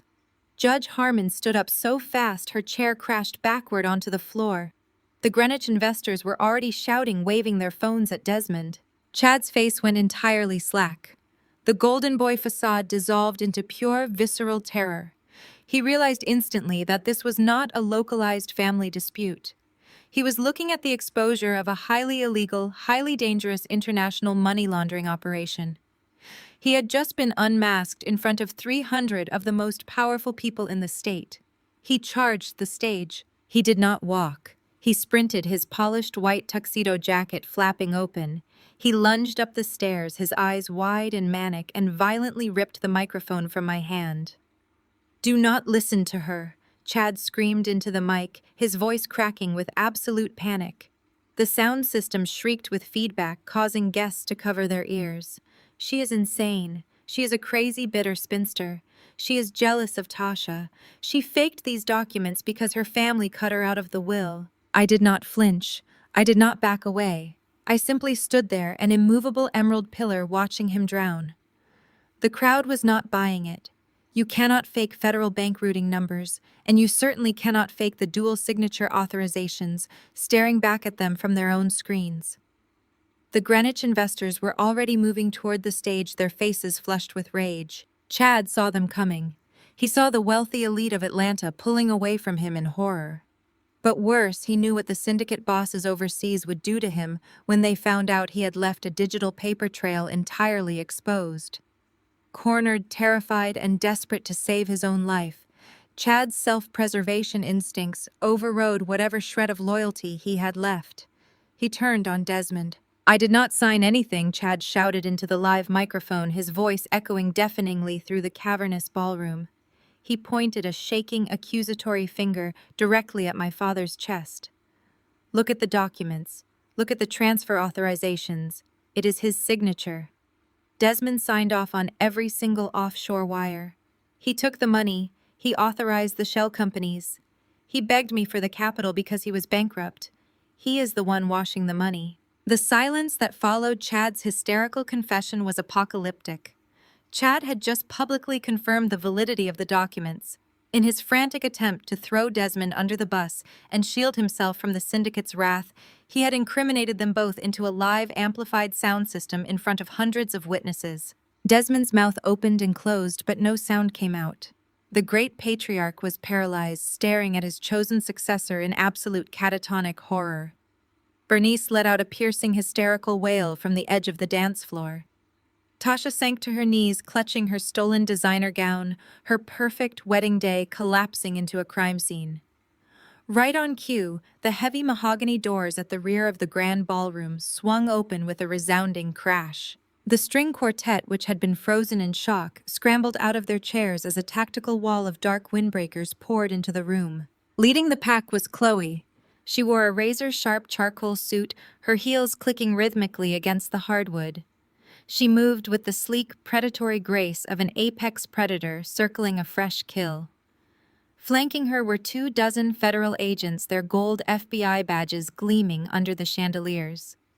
Mixed within their ranks were financial investigators from the SEC and the IRS Criminal Investigation Division. "Nobody move!" The lead FBI agent bellowed, his voice carrying the unmistakable weight of federal authority. "Secure the exits." I had not just sent the files to the authorities while I was in the town car. I had anonymously forwarded the initial framework of Chad's laundering operation to the FBI field office 3 days ago, breadcrumbing them directly to this exact location at this exact time. Tonight was simply the undeniable public execution of the warrant. The agents swarmed the dance floor. The wealthy guests scrambled backward, pulling their designer gowns and tuxedos out of the way as federal law enforcement officers took control of the room. 2 agents marched directly onto the stage. "Desmond Dubois, you are under arrest for federal wire fraud, embezzlement, and racketeering," the agent stated, grabbing my father's arm and forcing his hands behind his back. The sharp metallic click of the handcuffs echoed over the sound system. Chad tried to run. He dropped the microphone, spun around, and bolted toward the service exit behind the stage curtain. He did not make it 5 feet. 3 agents tackled him to the floor, pinning him against the polished hardwood. He thrashed and screamed, his pristine white tuxedo rapidly absorbing the dirt, and spilled champagne from the stage, but the agents secured his wrists with brutal efficiency. Chloe walked calmly up the steps to the stage, completely ignoring the federal takedown happening inches away from her. She stepped up to my side, her eyes scanning the weeping, devastated remains of my family. "You look incredible in emerald, Kiana," Chloe noted softly, her eyes glinting with cold satisfaction. "Thank you, Chloe," I replied. Watching Desmond and Chad being hauled to their feet in handcuffs, I think it brings out my eyes. The ballroom of the Piedmont Driving Club had transformed from a sanctuary of elite Southern wealth into a breathtaking tableau of absolute devastation. The live string quartet had completely abandoned their instruments, leaving a priceless cello resting haphazardly against a toppled tower of champagne coupes. A pool of expensive vintage sparkling wine soaked into the polished hardwood floor, mixing with the crushed petals of imported white orchids and shattered glass. Federal agents moved through the wreckage with cold, practiced efficiency, securing hard drives from the audiovisual booth, confiscating laptops, and seizing the physical financial ledgers Desmond had foolishly brought to his own daughter's wedding in a leather portfolio. It was a beautiful symphony of justice playing out in real time. I watched two broad-shouldered FBI agents march my father toward the grand mahogany doors. Desmond's shoulders were slumped, his expensive custom tuxedo suddenly looking like an oversized costume on a shrinking, broken man. The arrogant patriarch who had terrorized and controlled me for decades was abruptly reduced to a shuffling, humiliated criminal.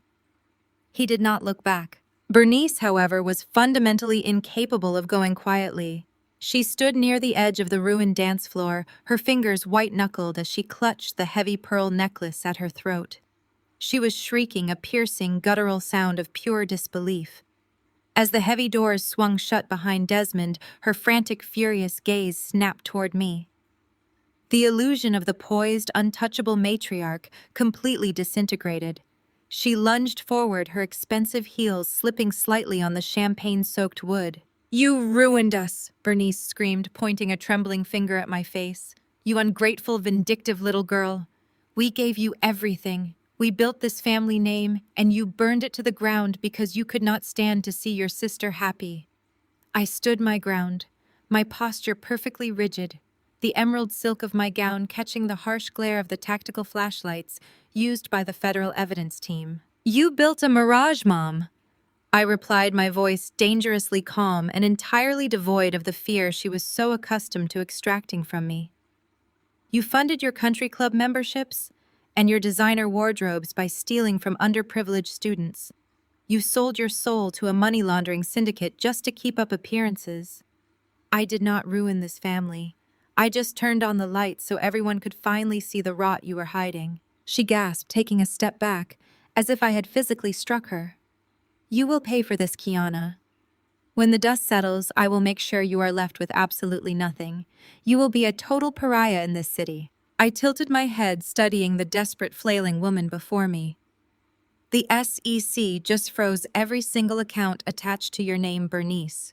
You do not have the funds to buy a cup of coffee tomorrow morning, let alone finance a public smear campaign. The only pariah in this room is the woman who allowed her husband to embezzle millions from a philanthropic trust and smiled for the society cameras while doing it. You have nothing left to threaten me with. Your leverage is entirely gone." Before Bernice could muster another hysterical threat, a flash of ruined white tulle caught my eye. Tasha was shoving her way through the remaining bewildered guests and federal officers. Her custom bridal gown was stained with spilled red wine and dirt from where she had collapsed onto the floor. Thick, dark streaks of ruined mascara ran down her cheeks, cutting through her flawless bridal makeup. She had spent her entire existence being insulated from reality, protected by our parents' money and her own boundless entitlement. Now the golden child was experiencing her very first taste of genuine, inescapable consequences. "What did you do?" Tasha shrieked, her voice cracking as she stopped just inches from me. "They took him. They took Chad. You planned this. You planned this whole thing to destroy my wedding because you have always been jealous of me." I looked at her ruined dress, feeling an unexpected wave of profound indifference. "Your husband destroyed your wedding the moment he decided to use our father as a shield for international racketeering," I stated flatly. "He is looking at 20 years in a federal penitentiary." Tasha let out a loud, breathless sob, her hands pulling frantically at her hair. "This cannot be happening. This is not fair. My whole life is ruined." "Where am I supposed to go, Kiana? My husband is going to prison. Mom and Dad are completely bankrupt. The banks are going to take the estate. Where am I supposed to live?" Her sheer blinding narcissism was breathtaking.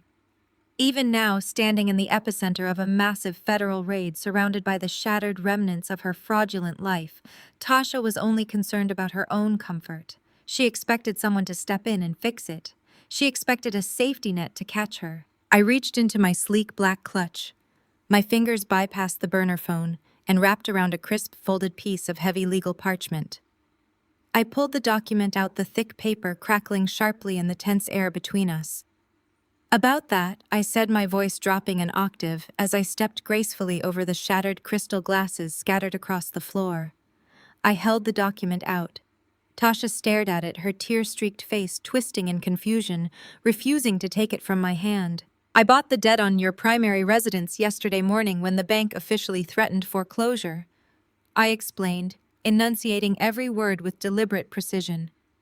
"Your husband was so busy funneling syndicate money into Cayman shell companies that he neglected to pay the mortgage on your multi-million-dollar marital home for the past 6 months. He was highly leveraged and completely overextended. The bank was absolutely thrilled to sell the toxic debt to my holding company at a premium." Tasha stopped crying. Her breath hitched, her chest heaving as she stared at the folded paper. "What are you saying?" "I am saying that while you and Desmond were busy forging documents to steal my Buckhead property, I was busy executing a hostile takeover of yours." I continued, my gaze locking onto hers with absolute predatory focus. "You wanted my house so badly. Well, I am your new landlord, and you have exactly 30 days to vacate my property." I let the eviction notice drop from my fingers. It fluttered through the air, landing softly on the floor, right at the edge of her ruined white wedding gown. Tasha stared down at the paper as if it were a live grenade. Bernice let out another strangled sob, finally comprehending the sheer, inescapable totality of their defeat.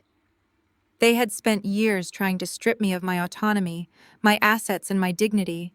They had demanded my submission and expected me to apologize for existing. Instead, I had systematically dismantled their entire empire and legally acquired the very ground they walked on. I did not wait for a response. There was nothing left to be said, no apologies left to hear, and absolutely no bridges left to rebuild. I turned on my heel.